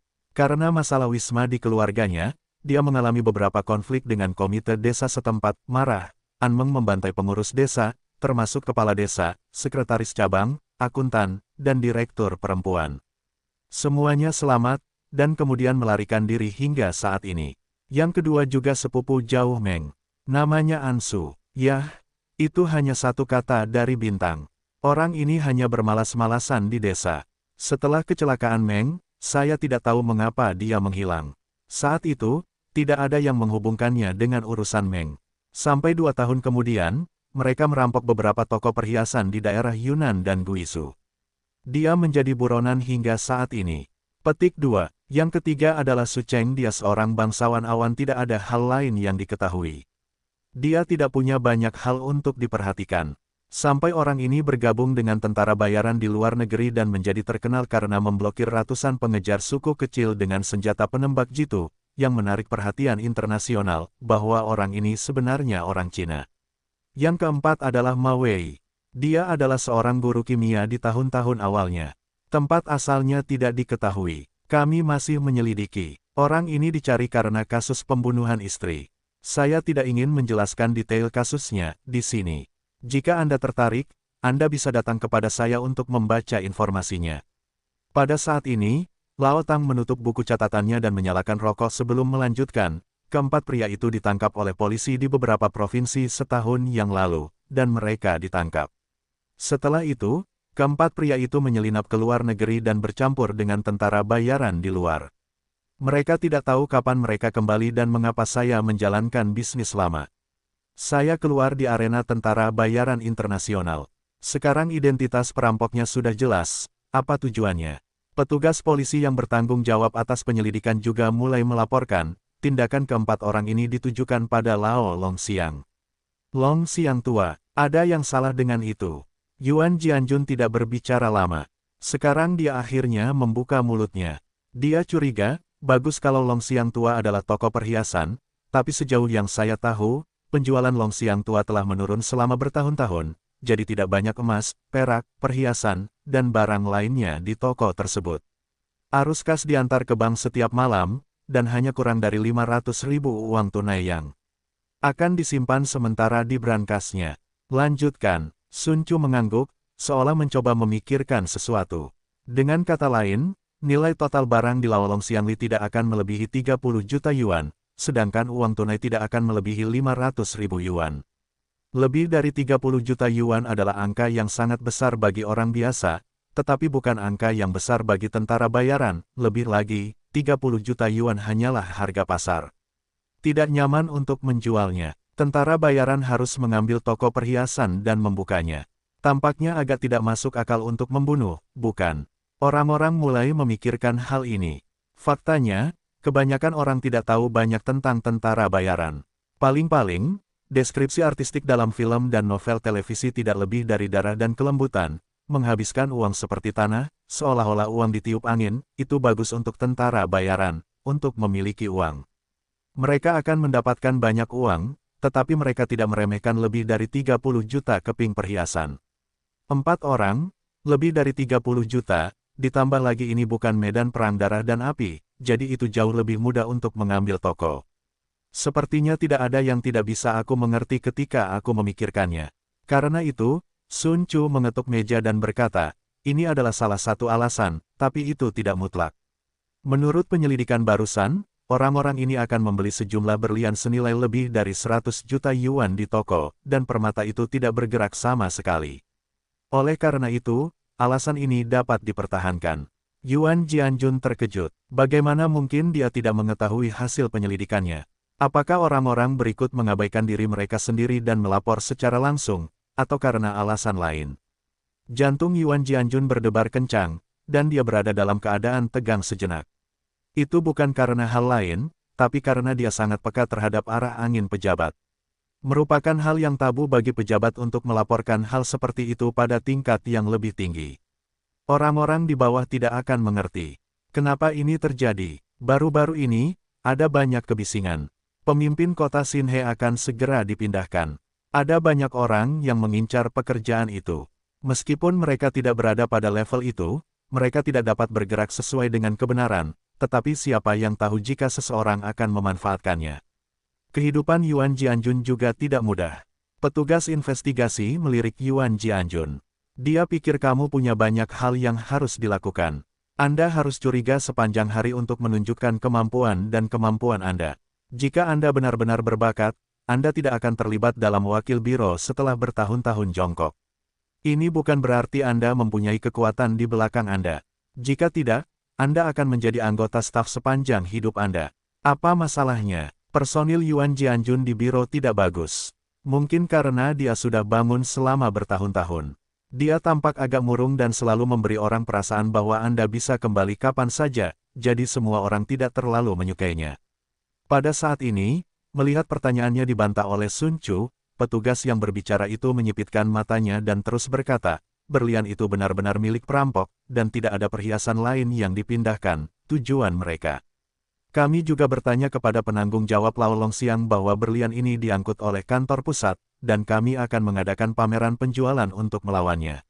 Saya membuka pasar ini kemarin pagi. Saya tidak menyangka akan seperti itu terputus pagi ini. Berbicara tentang ini, ada gerakan lain di hati setiap orang. Mereka yang bereaksi cepat sudah mengira barangnya sudah sampai kemarin, dan kabar perampoknya pintar banget. Bukankah ini suatu kebetulan? Petugas polisi lain yang bertanggung jawab atas penyelidikan juga membuka buku catatannya dan mulai melaporkan, ahli senjata api kami telah mengidentifikasi senjata yang tertinggal di tempat kejadian, 1 tembakan 5, 1 senapan sniper, 4 pistol militer M9, dan 2 senapan serbu. Setelah jeda, petugas polisi berkata dengan wajah berat, 3 granat utuh juga ditemukan di tubuh para perampok di tempat kejadian. Itu adalah ranjau pertahanan tipe M57 yang biasa digunakan oleh Angkatan Darat AS. Semua orang menarik napas. Apakah Nima merampok atau berkelahi? Pistol, senapan sniper, granat, Nima ini adalah tim spesial. Petugas polisi tidak memperhatikan ekspresi keheranan orang-orang dan terus memperkenalkan, masih banyak peluru di tubuh, dan ada ribuan jenis peluru. Semua orang pusing lagi. Nima, total peluru petugas polisi di seluruh biro kota tidak setengah dari jumlah mereka kan. Orang-orang ini sangat merajalela. Senapan sniper yang mereka pegang adalah senapan sniper umum US Steyr Scout, yang ringan dan praktis. Digunakan oleh Korps Marinir AS pada tahun-tahun awal, sedangkan senapan tersebut adalah senapan serbu FAMAS Prancis, yang stabil dan akurat, cocok untuk peperangan perkotaan. Ini juga merupakan salah satu konfigurasi standar untuk pasukan khusus di beberapa negara. Petik 2. Pikiran pertama adalah keempat orang ini dibunuh oleh Chen Hao. Jika tidak, polisi dan bandit akan baku tembak. Saya tidak tahu berapa banyak orang yang harus mengibarkan bendera nasional, atau berapa banyak kursi yang kosong di ruang konferensi ini. Pikirkan di sini sejenak setelah rasa takut, dengan semburan rasa syukur, muda pemberani. Pria ini baik. Petugas pelapor terus memperkenalkan asal-usul dan ciri-ciri senjata dan amunisi dalam garis lurus, dan menambahkan kalimat di akhir, selain itu, ditemukan 2 paket barang bubuk putih yang diduga narkoba pada perampok, yang jumlahnya sekitar 5 kg, sudah diserahkan ke bagian identifikasi obat untuk diidentifikasi. Orang agak mati rasa, 9 dari 10 itu obat-obatan, kalau tidak perampok itu menaruh 5 kg tepung di tubuhnya untuk makan malam. Sungguh mengejutkan. Seorang perampok toko perhiasan yang mengira dia membuat keributan ternyata menggali begitu banyak berita yang meledak-ledak. Perampokan intan, senjata dan amunisi, narkoba, kata-kata pusing yang melayang-layang di benak orang, dan akhirnya berubah menjadi 2 kata besar. Penghargaan. Penghargaan telanjang, melibatkan begitu banyak senjata, begitu banyak obat-obatan terlarang, serta orang-orang yang masuk dalam daftar buronan Interpol dan anggota organisasi tentara bayaran. Mereka kini berada di tangan biro kota Xinhe. Meskipun mereka sudah menjadi 4 mayat, itu juga merupakan pencapaian yang luar biasa. Mereka yang cukup beruntung untuk mengambil bagian dalam kasus pada hari itu semuanya dipromosikan ke level yang lebih tinggi. Setidaknya, kontribusi kolektif kelas 1 dan 2 tidak bisa hilang. Biro kota, departemen provinsi dan bahkan yang berada di kaki kaisar, yang naik lagi, mengatakan bahwa jika tidak bisa, mereka akan mengambil 3 melon dan 2 kurma untuk mendapatkan manfaat. Promosi kepemimpinan dan kekayaan bawahan semuanya bahagia. Wajah semua orang tidak bisa menyembunyikan kegembiraannya. Bahkan Sun Yaoyang tidak membuat wajahnya kaku. Rubah tua seperti dia, yang sudah lama menjabat, tahu betul bahwa jika Anda tidak terlihat bahagia dengan orang-orang saat ini, Anda harus bersikap kepemimpinan. Anda hanya terjebak di pintu. Panggilan telepon berikutnya membuat suasana mencapai klimaks, dan hasil identifikasi bubuk tersebut keluar. Bubuk putih bersih itu beratnya 5 kilogram. Dalam beberapa dekade sejak berdirinya Republik Rakyat Tiongkok, semua obat yang ditemukan di kota Xinhe dinyatakan dalam gram. Jumlahnya sangat kecil, ada peti besar seberat puluhan gram. Bagaimana kita bisa melihat kasus ini dalam kilogram? Yang ini saja sudah cukup bagi banyak orang untuk mengganti bunga dan palang di bahu mereka. Ma Boren juga sangat senang. Dia tahu bahwa levelnya sudah berakhir. Di bawah komandonya, setelah mendengar Ma Boren mengatakan ini, Xiao Li menggelengkan kepalanya dan berkata sambil tersenyum, Biro Ma adalah senjata yang bagus. Ada berapa banyak senjata jelek, terutama dalam bisnis kita. Tapi Biro Kuda hanya bercanda. Saya khawatir tidak mungkin untuk menyadarinya. Petik 2. Oh, bagaimana kamu mengatakan itu? Ma Boren menyipitkan matanya dan tertawa. Dia menoleh dan bercanda kepada Sun Chu, yang diam dan tersenyum. Sun Chu ada di sini. Mari kita bicara dan tertawa. Jangan melihat ke belakang. Inspektur akan datang ke pintu. Sun Yaoyang mengangguk sambil tersenyum. Dia menggelengkan kepalanya dan berkata, kamu kuda tua, tidak tahu jalannya. Mereka semua tertawa dan saling memandang. Dari mana mereka mengetahuinya? Ketika Sun Yaoyang menjadi kapten polisi kriminal di biro kota Xinhe, Ma Boren adalah salah satu petugasnya. Jelas sekali apa yang dia katakan saat ini. Kami adalah teman lama, tidak bisakah aku bercanda denganmu? Ma Boren segera mengangkat tangannya untuk membungkuk, berulang kali mengatakan bahwa pemimpin lama itu salah paham, kuda tua kami memejamkan mata untuk berjalan juga tahu jalannya. Sun Yaoyang tidak merahasiakan senyumannya. Kata-kata Ma Boren sebenarnya mengungkapkan maksudnya. Kamu adalah jalanku untuk pergi. Bahkan jika Anda pergi ke jalan hitam dengan mata tertutup, Anda tidak akan pergi ke jalan yang lain. Kita semua tahu, satu kata terlewatkan untuk tidak dibicarakan, mata Ma Boren berputar-putar, dan berkata sambil tersenyum, yang sedang kita bicarakan, menurutku, jika ada cara, jadikan permainan M9 ini juga bagus. Semua orang tertawa lagi. Siapa yang tidak mengerti bahwa itu adalah lelucon? Anda membeli dan menjual senjata secara pribadi.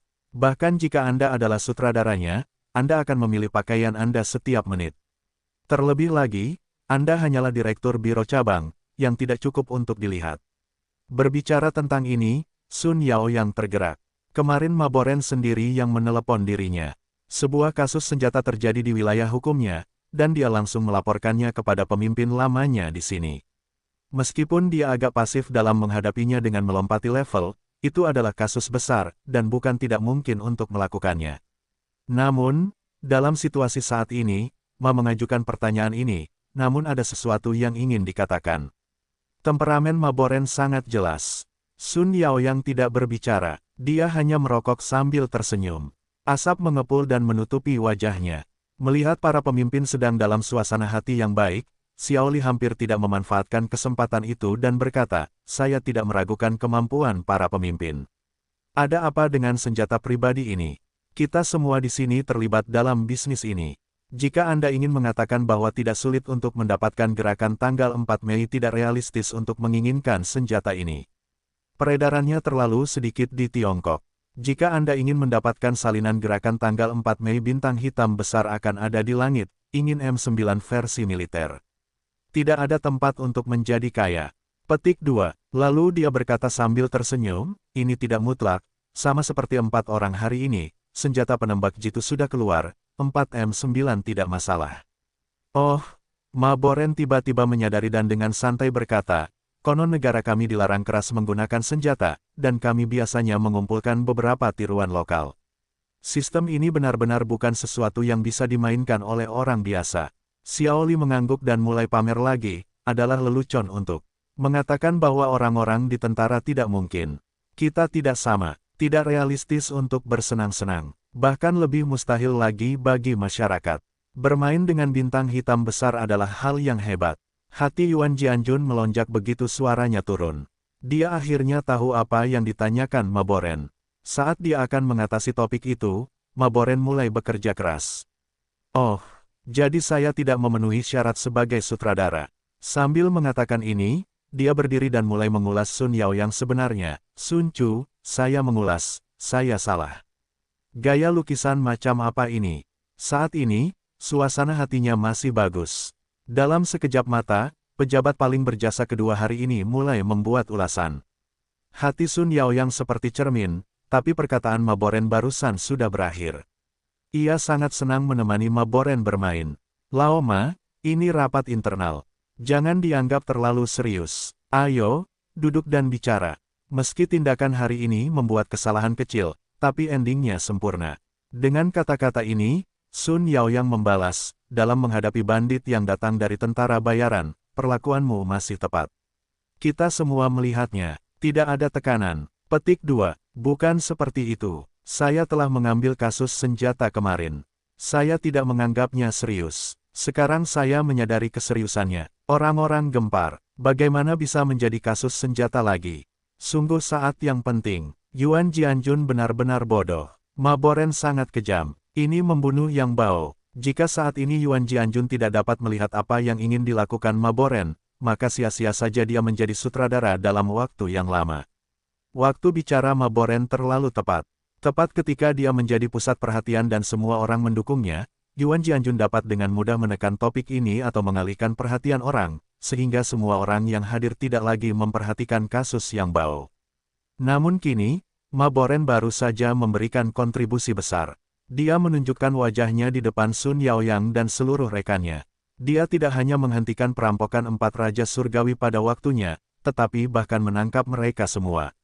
Meskipun semuanya mayat, tidak dapat disangkal bahwa Maboren adalah orang pertama yang tiba tepat waktu untuk mendapatkan dukungan, dan juga di bawah komando penuhnya. Itulah yang membuat semuanya sukses. Dengan kontribusi yang begitu besar, bobot ma di mata Sun Yaoyang dan lainnya meningkat pesat. Jadi ketika Maboren menyebutkan kotak senjata itu, kecuali Yuan Jianjun, yang tahu sedikit tentangnya, orang lain menahan napas dan menatap Maboren. Bahkan Sun Yaoyang menatapnya dengan penuh minat.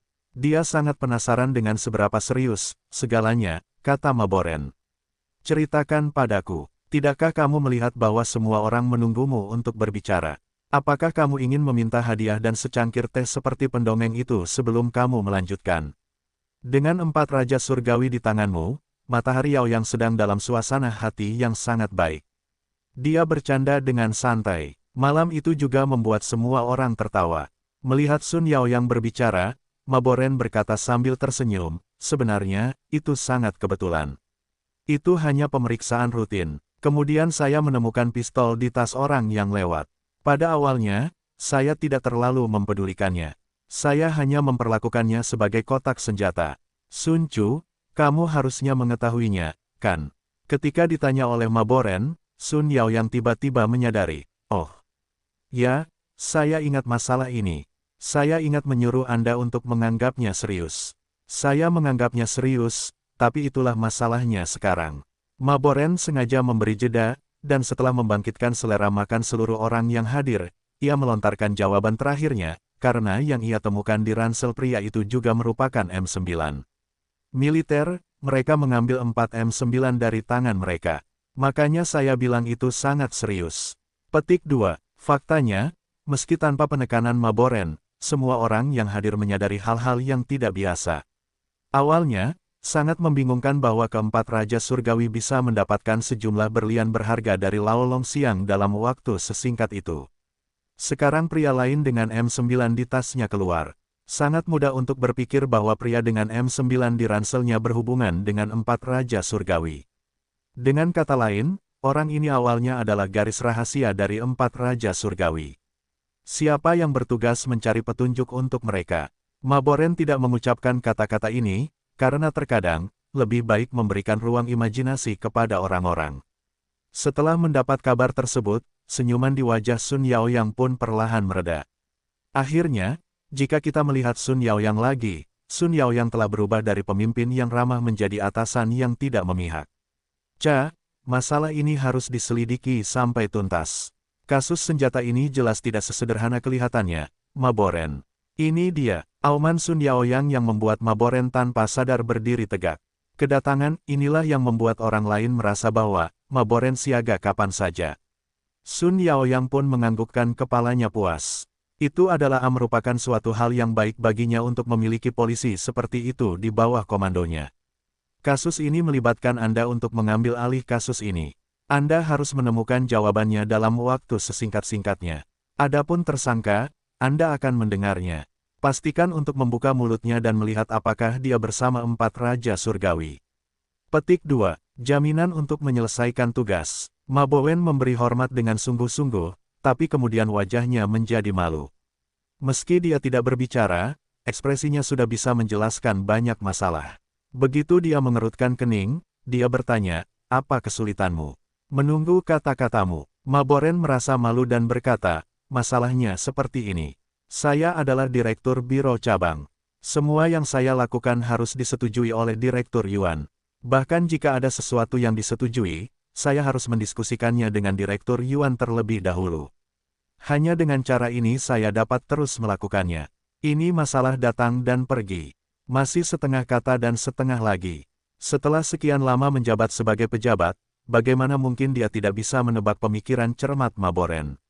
Melihat kelancaran operasional hari ini dan kontribusinya yang besar, Sun Yaoyang tidak terlalu peduli. Lagi pula, Maboren masih memiliki petunjuk tentang kasus besar lainnya di tangannya, itulah yang dimaksud Maboren. Yah, bagaimanapun juga, Direktur Yuan juga adalah Direktur Biro Kota. Anda bisa dianggap sebagai bawahan.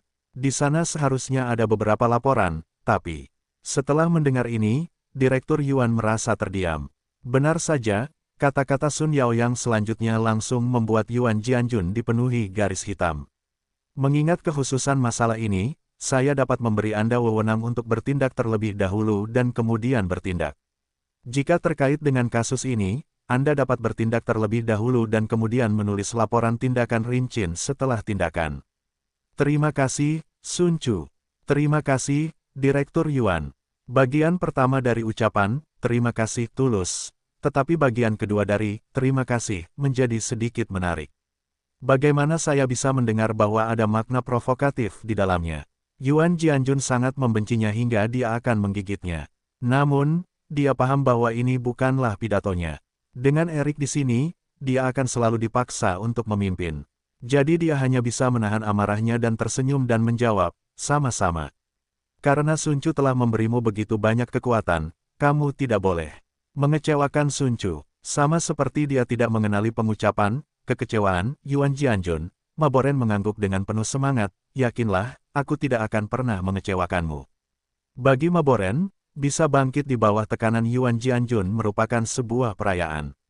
Terlebih lagi, dia sendiri sekarang bisa dianggap sebagai raja. Dengan hak untuk bertindak terlebih dahulu dan kemudian bertindak, maksudnya dia dapat menangani banyak hal tanpa Yuan Jianjun. Jadi baginya, bahkan jika dia adalah Direktur Biro Kota, apa yang bisa dilakukan Yuan Jianjun? Namun saat ini, Maboren benar-benar menyadari kengerian Chen Hao.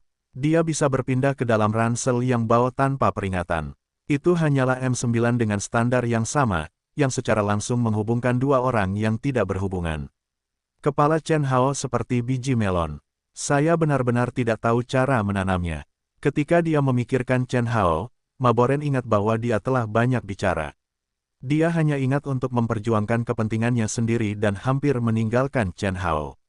Ada hal lain yang aku tidak tahu harus mengatakannya atau tidak. Baru saja mendapat kekuatan untuk melakukan sesuatu tanpa melalui Yuan Jianjun, Maboren dengan cepat menggunakannya di tanah. Yuan Jianjun juga sangat marah ketika dia tidak melihat ke arah Maboren. Tapi sekarang dia tidak ada hubungannya dengan Maboren, jadi dia hanya bisa membiarkan Maboren pamer. Apa masalahnya? Setelah mendengar perkataan Maboren, Sun Yaoyang, yang sedang memikirkan betapa besar manfaat yang bisa didapat dari kontribusi sebesar itu, segera mengangkat tangannya untuk membiarkan Maboren melanjutkan. Mari kita bahas di sini, tapi haruskah kita pergi dan bertanya pada Chen Hao, pahlawan terhebat dalam perampokan ini?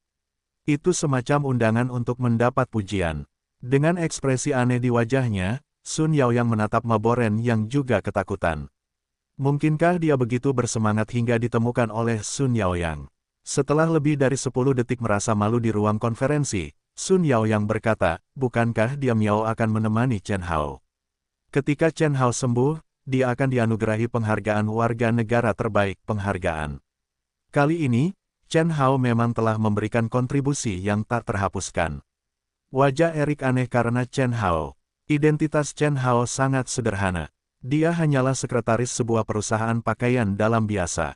Tapi dia sekretaris kecil. He Miao tidak hanya bertugas melindunginya, tetapi juga bertanggung jawab atas cabang biro untuk membantunya.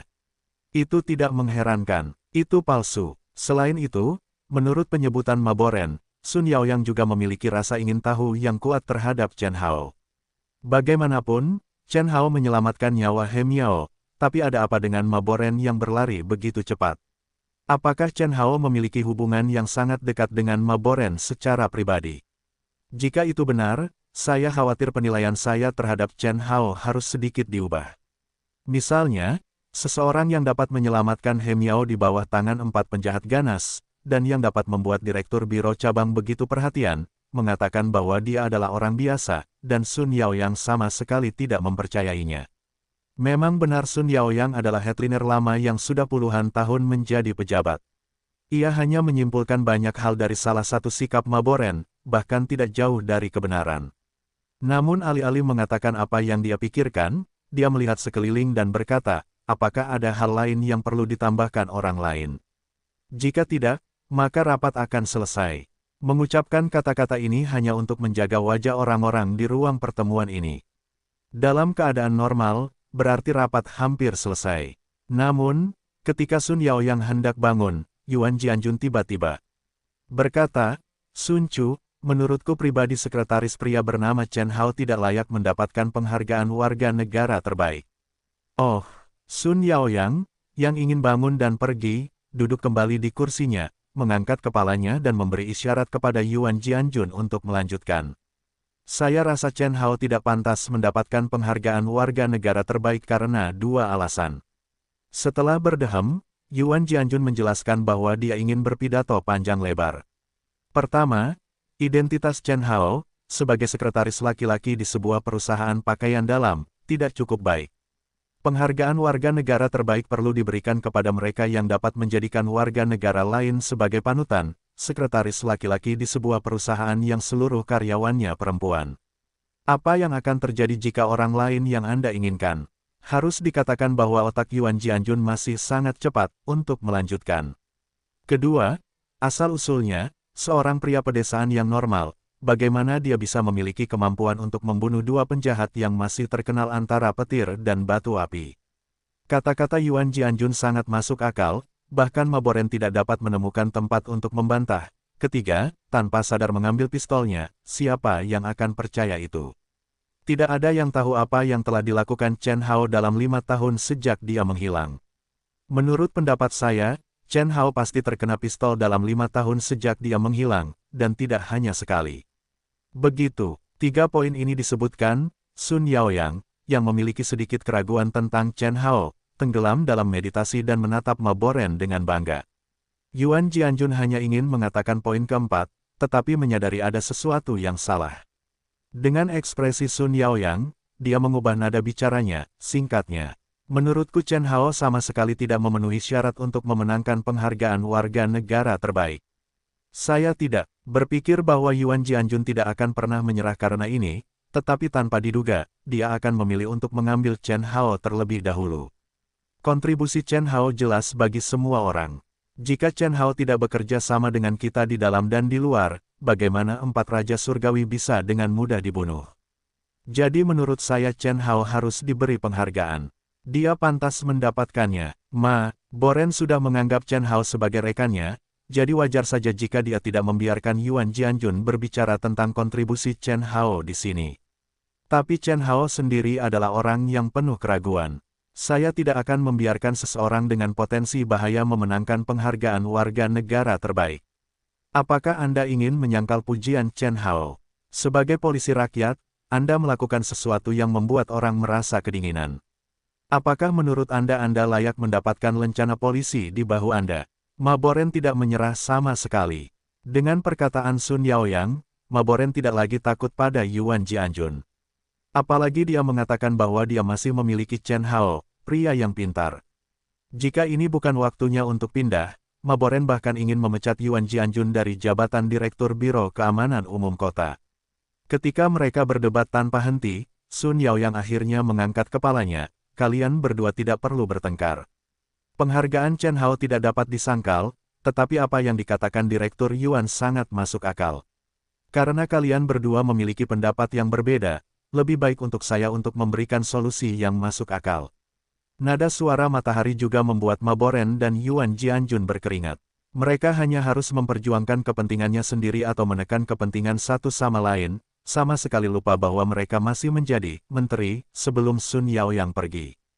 Melihat keduanya terdiam, Sun Yao yang berkata, penghargaan warga negara terbaik harus diberikan, tapi kita bisa sedikit mengubah caranya, mengubah pengetahuan asli semua orang menjadi informasi internal. Biarlah berita Chen Hao memenangkan penghargaan warga negara terbaik menjadi diblokir di dalam kantor polisi, dan kemudian penghargaan harus diberikan secara normal, dan kompensasinya tidak boleh kurang. Saat dia berbicara, Sun Yao yang sedang memikirkan apakah dia ingin melihat anak laki-laki bernama Chen Hao dan betapa sakralnya dia. Ia mampu membuat kedua sutradara bertengkar karena hal tersebut. Solusi yang diberikan oleh Sun Yao yang masih sangat baik, sehingga baik Maboren maupun Yuan Jianjun tidak membicarakan apapun, dan tidak ada satupun yang berbicara, sehingga pertemuan benar-benar selesai. Jika Chen Hao mengetahuinya, hanya karena dia ingin dianugerahi penghargaan warga negara terbaik atau tidak, pertemuan tingkat tinggi kantor polisi, yang akan berakhir 10 menit yang lalu, akan berlangsung lebih dari 10 menit. Aku tidak tahu apa yang akan aku rasakan. Tidak peduli apa yang orang lain pikirkan, Chen Hao sendiri tidak peduli. Pasalnya, ia masih memikirkan bagaimana cara menggoda kecantikan yang ada di hadapannya. Karena dipastikan bahwa Chen Hao tidak mati tetapi terluka parah, wajah Sun Feifei menjadi dingin lagi. Melihat Sun Feifei seperti ini lagi, Chen Hao berhenti saat itu juga. Aku terluka karena ini, bagaimana aku bisa bilang itu hal yang baik? Tapi kenapa kamu tidak merespon sama sekali? Apa jawabannya? Bai Chen Hao satu matanya, Sun Feifei berkata dengan getir, bahkan jika kamu melakukan hal yang baik, apa yang bisa kamu lakukan? Ini bukan untuk membuat perempuan tertawa. Apakah kamu menarik perhatian perempuan? Wajah Chen Hao begitu kacau sehingga apa yang dia lakukan adalah untuk menghibur para gadis dan menarik perhatian mereka. Tidak, kamu jelaskan padaku bahwa aku akan mati. Bagaimana aku bisa menjadi penggoda untuk perempuan? Sun Feifei mendengus dingin dan tidak menjawab kata-kata Chen Hao. Mengingat ekspresi khawatir He Miao ketika dia pergi, Sun Feifei merasa marah. Fisik Chen Hao benar-benar menarik perhatian lebah dan kupu-kupu. Setelah mendengar bahwa dia dirawat di rumah sakit, dia segera datang ke sini. Semua barang di perusahaan disingkirkan. Tetapi ketika dia datang, dia menemukan bahwa Chen Hao terluka. Dengan wanita, bagaimana Sun Feifei bisa menanggung ini? Yah, kamu tidak cemburu, kan? Pikiran Chen Hao tiba-tiba muncul dengan ide aneh, tetapi dengan hati-hati mengamati ekspresi Sun Feifei, sepertinya dia cemburu. Aku akan membiarkanmu bicara omong kosong. Sun Feifei yang terpukul dengan ucapan Chen Hao seperti seekor kucing yang diinjak-injak ekornya. Setelah melompat, dia mendorong Qin Fen dengan marah dan menamparkan selimutnya. Tidak ada yang tahu seberapa efektif gadis itu ketika sedang marah, karena kebanyakan orang yang membuatnya marah berada di ambang kematian. Kasihan Chen Hao, yang masih terluka di punggungnya, didorong dan ditepuk oleh Sun Feifei. Tanpa memperhatikan, dia berguling dari samping tempat tidur. Jika ditempatkan di masa damai, Chen Hao benar-benar dapat dengan mudah menghindarinya, tetapi sekarang ini bukan dengan cedera. Terlebih lagi, Chen Hao tidak menyangka Sun Feifei akan menjadi begitu mudah tersinggung. Di saat kecerobohan, bahkan seseorang yang terbungkus selimut pun terjatuh langsung dari ranjang rumah sakit. Dan tidak hanya itu, Chen Hao masih memiliki selang infus di tangannya. Tubuhnya terguling, dan tiba-tiba batang botol infus pun terjatuh. Ketika tiang itu menyentuh lemari di kepala tempat tidur, ia pun terjatuh. Sun Feifei, penggagas semuanya, tercengang. Pada saat dia bereaksi, Chen Hao sudah jatuh ke tanah di sisi lain tempat tidur dan bersenandung. Melihat situasinya, Sun Feifei pun merasa khawatir. Dia menginjak sepatu hak tingginya dan berlari ke Chen Hao. Melihat keadaan yang berbalik, Sun Feifei tidak berani memukul Chen Hao dengan mudah karena takut memukulnya lagi. Chen Hao, kamu baik-baik saja.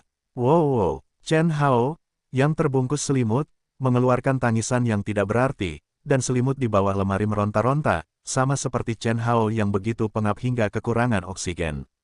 Melihat ini, Sun Feifei tidak ragu-ragu lagi, jadi dia langsung maju untuk memindahkan meja. Akibatnya, begitu dia sampai di depan meja, dia tiba-tiba mengulurkan tangannya ke dalam selimut dan meraih betisnya dengan keras. Sun Feifei masih mengenakan pakaian resmi bekerja di perusahaan, rok hitam dengan sepatu hak tinggi hitam, dan kakinya dibalut ketat oleh sepasang stocking sutra berwarna daging. Awalnya, sosok Sun Feifei lebih baik alasan, nafsu makannya sangat kecil dan makannya sangat sedikit, sehingga sosoknya langsing. Namun sosok Sun Feifei tidak berubah bentuk karena terlalu kurus. Sebaliknya, sosok Sun Feifei sangat simetris. Di bagian bawah tubuhnya, dengan sepatu hak tinggi, kakinya yang panjang terlihat indah. Tangan besar Chen Hao memegang betis Sun Feifei. Sentuhan lembut, perasaan halus yang dibawa oleh stocking sutra, tut-tut, membuat Chen Hao tidak mau melepaskannya, dan Sun Feifei mengira Chen Hao sedang dalam perjuangan bawah sadar untuk menangkap dirinya sendiri, sehingga tidak ingin melarikan diri. Tapi dia tahu bahwa semua ini adalah drama bagus yang disutradarai dan dibawakan oleh Chen Hao. Tidak masalah apakah tali pengikat infus jatuh atau meja samping tempat tidur jatuh.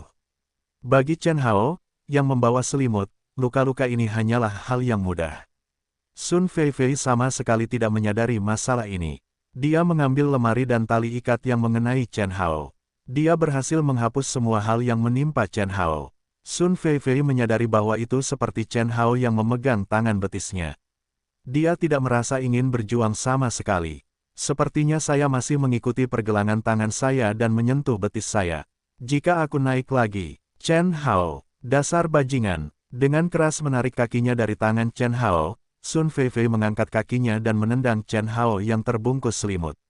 Namun, itu normal. Tidak peduli wanita seperti apa dia akan sangat marah saat menyadari kalau kakinya sudah lama disentuh oleh seorang pria. Tapi kali ini, terdengar suara tumpul dari selimut. Mendengar suara yang keluar dari selimut itu berbeda, Sun Feifei juga menjadi konyol. Melihat posisi kakinya, Sun Feifei segera membungkuk. Begitu dia mengangkat selimutnya, dia menemukan bahwa Chen Hao sedang meringkuk. Karena tubuh Chen Hao meringkuk, Sun Feifei tidak bisa melihat ekspresi seperti apa di wajah Chen Hao. Namun jika Anda perhatikan lebih dekat, Anda akan menemukan bahwa tubuh Chen Hao sedikit gemetar. Chen Hao, ada apa denganmu? Jangan menakutiku. Melihat hal tersebut, Sun Feifei segera berjongkok untuk memeriksa keadaan Chen Hao. Namun Chen Hao masih gemetar, namun ia tidak memiliki maksud untuk menjelaskan sama sekali. Samar-samar, Sun Feifei sepertinya mendengar dengusan Chen Hao.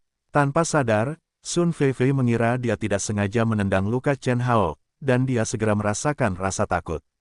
Jika luka Chen Hao kambuh lagi karena kecerobohannya, Sun Feifei pasti akan membenci dirinya sendiri. Karena saya tidak tahu situasinya, Sun Feifei tidak punya cara untuk melakukannya. Namun, Chen Hao menyedihkan. Gila, tendangan Sun Feifei benar-benar akurat. Dia langsung menendang adiknya, seorang laki-laki, betapapun kuatnya dia, betapapun kayanya dia, tidak dapat menyelesaikan masalah bahwa adik laki-laki adalah kelemahan terbesarnya. Biasanya, Sun Feifei menendang bagian tubuhnya yang lain, yang tidak menjadi masalah sama sekali. Jika Chen Hao mengerutkan kening, dia tidak akan menjadi laki-laki, tetapi sekarang situasinya adalah sepatu hak tinggi Sun Feifei langsung menendang adik laki-laki Chen Hao. Kita semua tahu betapa tajamnya bagian atas sepatu hak tinggi. Itu hanya hal seperti itu. Itu terjadi pada adik laki-laki Chen Hao tanpa ampun. Saat itu, Chen Hao hampir menghembuskan napas kesakitan. Berkat selimut di bagian luar, apakah akan lebih sakit lagi jika tidak ada selimut? Apakah kamu ingin aku memanggilkan dokter untukmu? Sun Feifei juga berkeringat. Dia datang ke sini untuk menemui dokter, bukan untuk menyakiti pasiennya, tapi sepertinya dia tidak menggunakan banyak tenaga.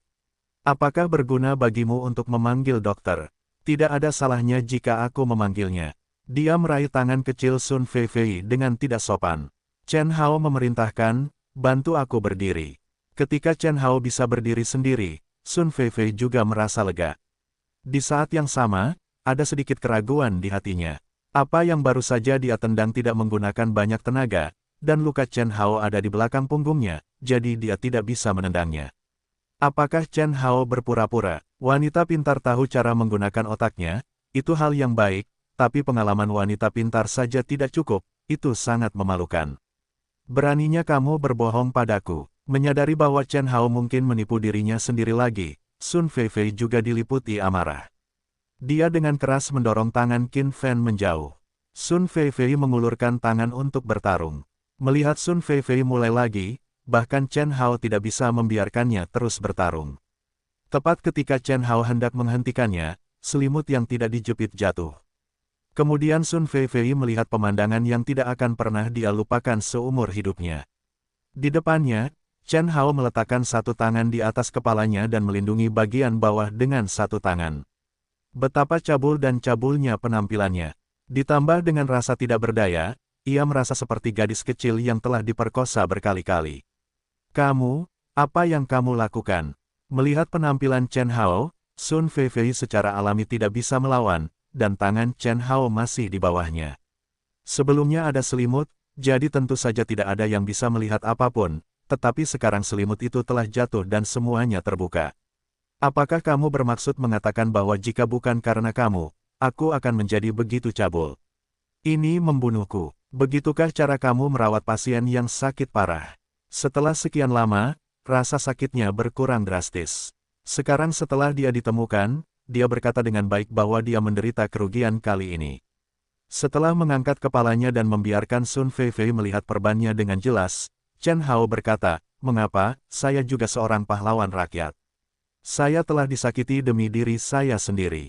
Tidak mudah bagi saya untuk memiliki kesempatan untuk memiliki istirahat. Akibatnya, ketika kamu muncul, kamu akan kejam padaku. Apakah kamu ingin orang-orang tetap hidup? Meskipun Chen Hao tidak mengatakan di mana itu, ketika Chen Hao mengambilnya kembali, Sun Feifei bisa melihatnya jelas. Memikirkan situasi Chen Hao sekarang, bagaimana mungkin Sun Feifei tidak memahami hal ini? Aku tidak bermaksud demikian. Kau tidak bersungguh-sungguh, kan? Setelah melirik kaki Sun Feifei yang dibalut stoking sutra berwarna daging, Chen Hao berpura-pura tegak. Baru saja, kepalaku ditutupi selimut, dan aku tidak memiliki mata perspektif yang panjang. Siapa yang tahu apa yang bisa kutangkap saat aku mengambilnya? Aku baru saja menabrakmu, jadi kamu memperlakukanku seperti ini. Chen Hao berbicara begitu cepat, sehingga dia tidak memberi kesempatan pada Sun Feifei untuk membantah. Ketika Chen Hao selesai berbicara, Sun Feifei tiba-tiba menyadari bahwa kata-kata Chen Hao sepertinya benar. Namun, kehati-hatian gadis itu masih membuat Sun Feifei mengerutkan kening dan bertanya, tetapi, pada akhirnya, itu tetap salahmu. Tidakkah kamu berhutang maaf padaku karena telah mencengkeram kakiku? Petik 2. Wanita pintar benar-benar tidak mudah untuk dibodohi. Batuk dengan lembut, Chen Hao berpura-pura serius. Kamu harus minta maaf padaku, aku tidak bermaksud menangkapmu, tetapi kamu dengan sadar menendangku. Kamu pembohong. Melihat ekspresi serius Chen Hao, Sun Feifei langsung menendangnya. Chen Hao selalu ceria dan belum pernah melihat senyum di wajahnya menghilang. Kali ini, Sun Feifei langsung merasakan ada yang tidak beres. Benar saja, tendangan itu mudah dihindari oleh Chen Hao. Jangan katakan itu, seorang pria tidak menggunakan mulutnya. Bisakah kamu berhenti memukuli dan menendang orang? Kamu seorang wanita, aku bukan seorang wanita hari ini. Sun Feifei yang merasa telah dibodohi tiba-tiba kabur. Tas merek terkenal di tangannya melambai seperti palu meteor. Chen Hao dikejar ke seluruh ruangan. Akhirnya, Sun Feifei memblokir salah satu sudut ruangan. Wajah Sun Feifei seperti wajah harimau betina. Sikapnya sombong, bersemangat, dan bersemangat. Sepertinya Chen Hao bisa diblokir di sudut ruangan. Itu adalah hal yang sangat baik untuk diharapkan. Setelah mengatur napas, Chen Hao bernapas seolah dia terlalu lelah untuk bernapas. Saya masih sakit. Petik 2. Saya bercanda. Jika saya tidak secara sadar ingin Sun Feifei memblokirnya, bahkan beberapa Sun Feifei lagi tidak akan bisa menangkap Chen Hao. Namun, permainan selalu membutuhkan sedikit kerjasama. Fakta yang saya ambil, Kaki pihak lain barusan tidak dapat diubah. Chen Hao dihadang oleh Sun Feifei begitu cepat hanya untuk membuat Sun Feifei mundur. Saya tidak tahu apakah ada orang yang tidak sakit hari itu. Sambil melirik Chen Hao, Sun Feifei tidak terlalu peduli dengan Chen Hao. Dia mengeluarkan ponsel dari tasnya, mengeluarkan telepon, dan dengan sederhana menceritakan kisah Chen Hao. Terutama ketika Chen Hao menggenggam tangannya seperti serigala seks, Sun Feifei hampir menggigit giginya. Saya sudah mengatakan bahwa Chen Hao bukanlah hal yang baik untuk waktu yang lama. Anda masih tidak percaya. Pernahkah Anda melihatnya hari ini? Seharusnya tidak. Sekretaris Chen seharusnya bukan orang seperti itu. Jangan menakutiku. Suara di sisi lain telepon juga terdengar melalui mikrofon. Mendengar suara itu, Chen Hao terkekeh dan berkata, apakah itu adik Xiaobai? Apakah adik perempuan kulit putih merindukanku? Petik 2. Setelah menatap Chen Hao, Sun Feifei memindahkan ponselnya sedikit ke sisi lain, dan Xiaobai, gadis meja depan di ujung telepon, juga sedikit bersemangat ketika dia mendengar suara Chen Hao. Apakah itu sekretaris Chen? Saya pernah mendengar bahwa Anda terluka, bukan? Tidak menghalangi, tidak menghalangi. Chen Hao berkata dengan sangat santai, terlepas dari bagian belakang cederanya, M9 militer harus bermain, tetapi jika saudari Xiaobai bisa datang menemuiku, diperkirakan lukanya akan lebih cepat sembuh. Sebelum Chen Hao selesai, Sun Feifei memindahkan ponselnya ke sisi lain. Xiaobai itu, tidak ada yang lain. Tutup telepon dulu, mari kita ngobrol lebih detail setelah aku kembali. Tanpa menunggu Xiaobai berbicara dengan Chen Hao, Sun Feifei menutup telepon dan kemudian menatap Chen Hao dengan aneh. Ketika saya baru saja datang ke sini, saya melihat seorang polisi wanita keluar dari bangsal Anda. Haruskah Anda menjelaskan apa yang terjadi? Apa yang bisa dijelaskan? Sederhana sekali. Saya tidak sengaja menyelamatkannya saat saya pergi berbelanja hari ini, dan kemudian membunuh beberapa preman. Bukankah saya terluka secara tidak sengaja? Lalu polisi wanita itu datang menemui saya. Apa yang dikatakan Chen Hao terdengar seperti membual kepada Sun Feifei. Ketika Chen Hao selesai berbicara, Sun Feifei masih tidak mempercayainya. Kamu masih menyelamatkan orang, dan kamu membunuh beberapa penjahat yang kejam. Jika Anda tidak diselamatkan oleh orang lain, Anda akan sangat membantu orang lain. Setelah melihat punggung Chen Hao dengan perhatian khusus, Sun Feifei dengan cepat menarik kembali pandangannya.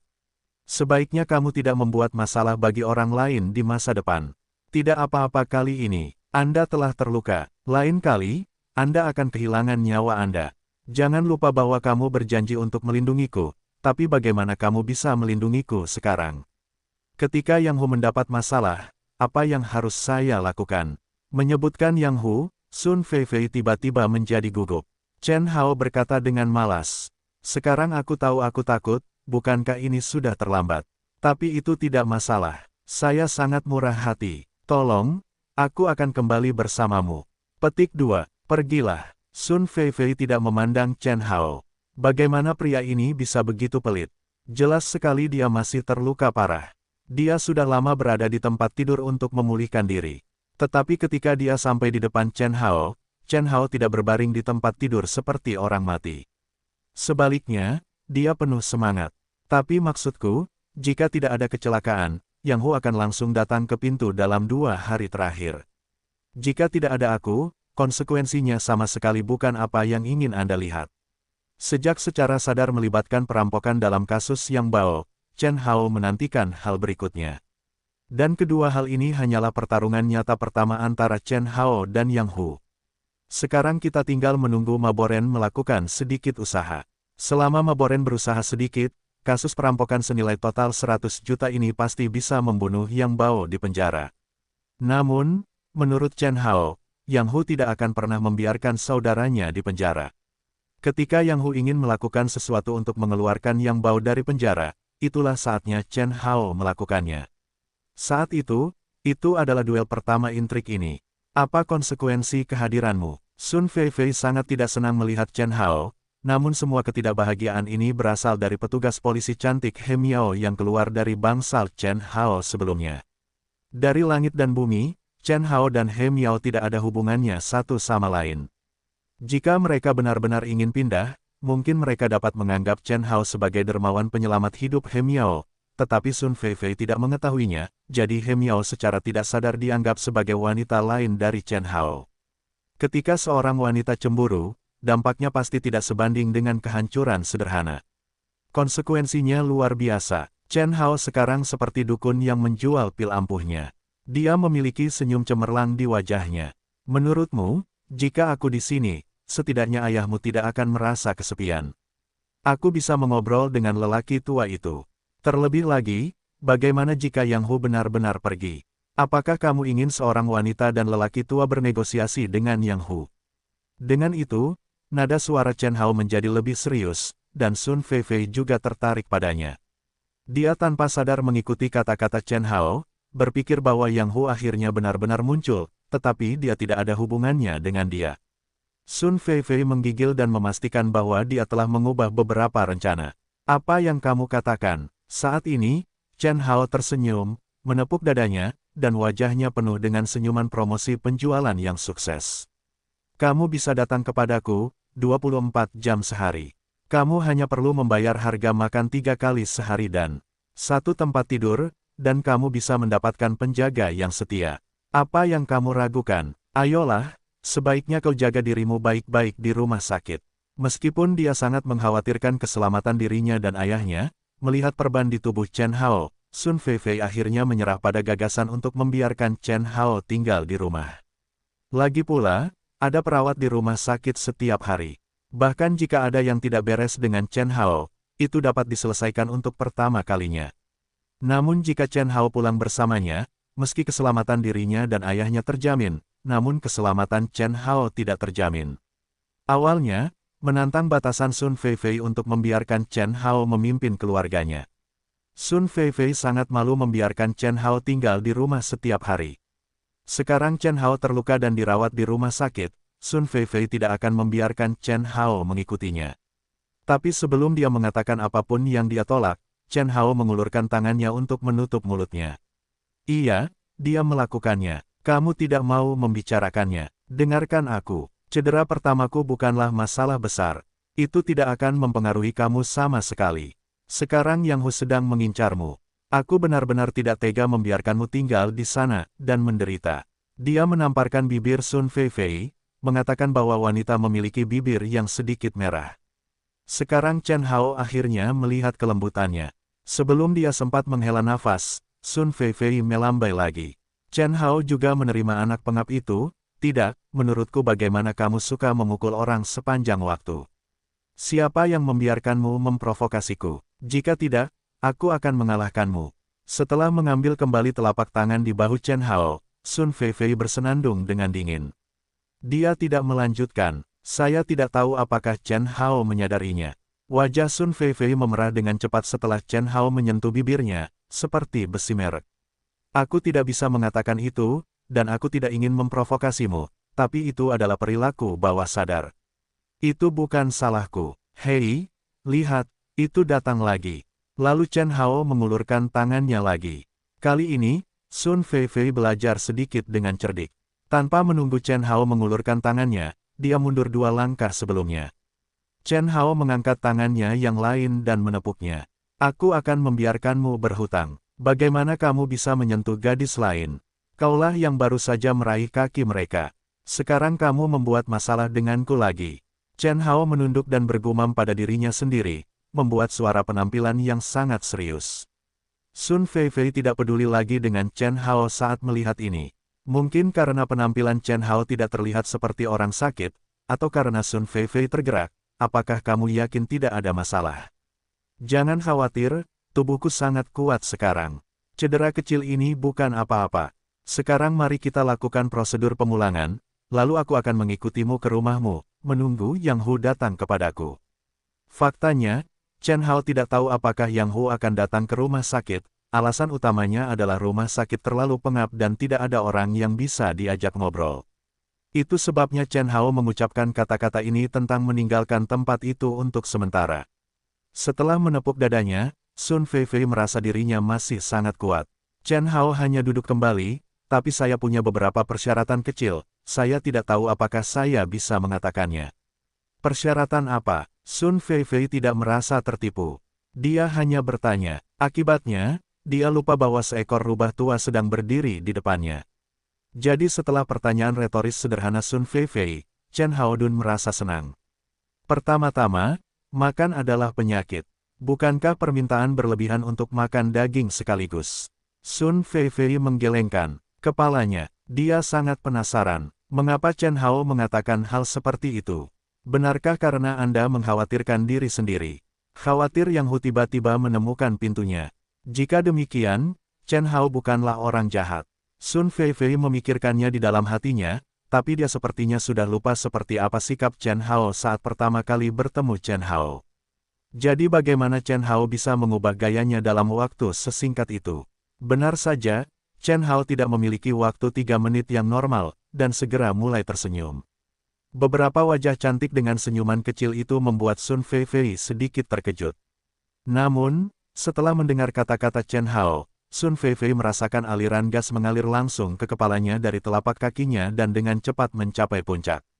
Aku tidak ingin meminta apapun lagi. Bagaimana kalau menyanyikan sebuah lagu untukku setiap kali aku makan? Aku pernah mendengar bahwa di zaman kuno, para pejabat tinggi dan bangsawan itu selalu memiliki pelayan perempuan yang menunggu mereka ketika mereka sedang minum dan minum makan. Sebelum itu, Sun Feifei mendatangi Chen Hao dengan membawa bangku. Berkat lari cepat Chen Hao, dia terhindar dari tragedi dipukul di dahi oleh bangku kayu yang kokoh. Jika ada yang ingin kamu katakan, jangan lakukan itu, oke. Kita semua adalah orang-orang yang beradab. Saat dia berbicara, Chen Hao menghindar ke samping. Masyarakat yang beradab perlu berbicara tentang hukum. Bahkan jika Anda mengambil kursi dan menepuk saya sampai mati, itu melanggar hukum. Apakah Anda mengerti? Jangan beritahu aku apapun tentang hukum. Seperti yang kamu katakan, kamu boleh pulang bersamaku, tetapi kamu tidak akan menyetujui syarat apapun. Selain itu, kamu harus menyetujui permintaanku. Ayo, biarkan aku mendengarkan permintaanmu. Jika tidak apa-apa, kita bisa menukarnya. Lagi pula, maksud Chen Hao atau ingin situs kecil murah, tapi siapa Sun Feifei? Sun Feifei, tapi bagi Chen Hao paling mengenal seseorang. Jika Sun Feifei berkata sekarang, yaitu, terlahir dengan tas, sepertinya tidak bisa diubah. Tenggorokan jernih, Sun Feifei atau orang pertama yang melontarkan permintaannya, jika kamu pulang sekarang, oke, aku berjanji, tapi satu hal, lain kali kamu pergi ke toilet, bisakah kamu menyiram? Wajah Chen Hao terpaksa, jangan menggodaku, kapan saya pergi ke toilet? Apa hubungannya pergi ke toilet dan ini? Karena baunya, Chen Hao penuh dengan garis-garis hitam, tetapi dia hanya bisa mengangguk dalam diam. Oke, saya berjanji, apakah Anda memiliki persyaratan lain? Jika tidak, saya akan menganggap seolah-olah Anda setuju untuk membawa saya keluar dari rumah sakit hari ini. Petik 2. Tidak untuk saat ini. Sun Feifei juga bermain sedikit pintar, dan tidak langsung memberitahu Chen Hao apakah akan meminta sesuatu. Chen Hao terlalu malas untuk mengekspos Sun Feifei. Dia terburu-buru membiarkan Sun Feifei membawanya pergi. Sebenarnya ada alasan lain, yakni dia tidak bisa meninggalkan rumah sakit sendirian. Karena dia masih terluka, rumah sakit tidak mengizinkannya pergi sama sekali. Tapi urusan Yang Hu sangat penting. Jika dia tidak melakukannya sendiri, Chen Hao masih sangat khawatir. Dengan cara ini, dia hanya bisa meninggalkan rumah sakit dengan bantuan orang luar. Pada saat ini, Sun Feifei datang menemui dirinya sendiri. Apakah ini yang disebut, manusia tidak sebaik alam?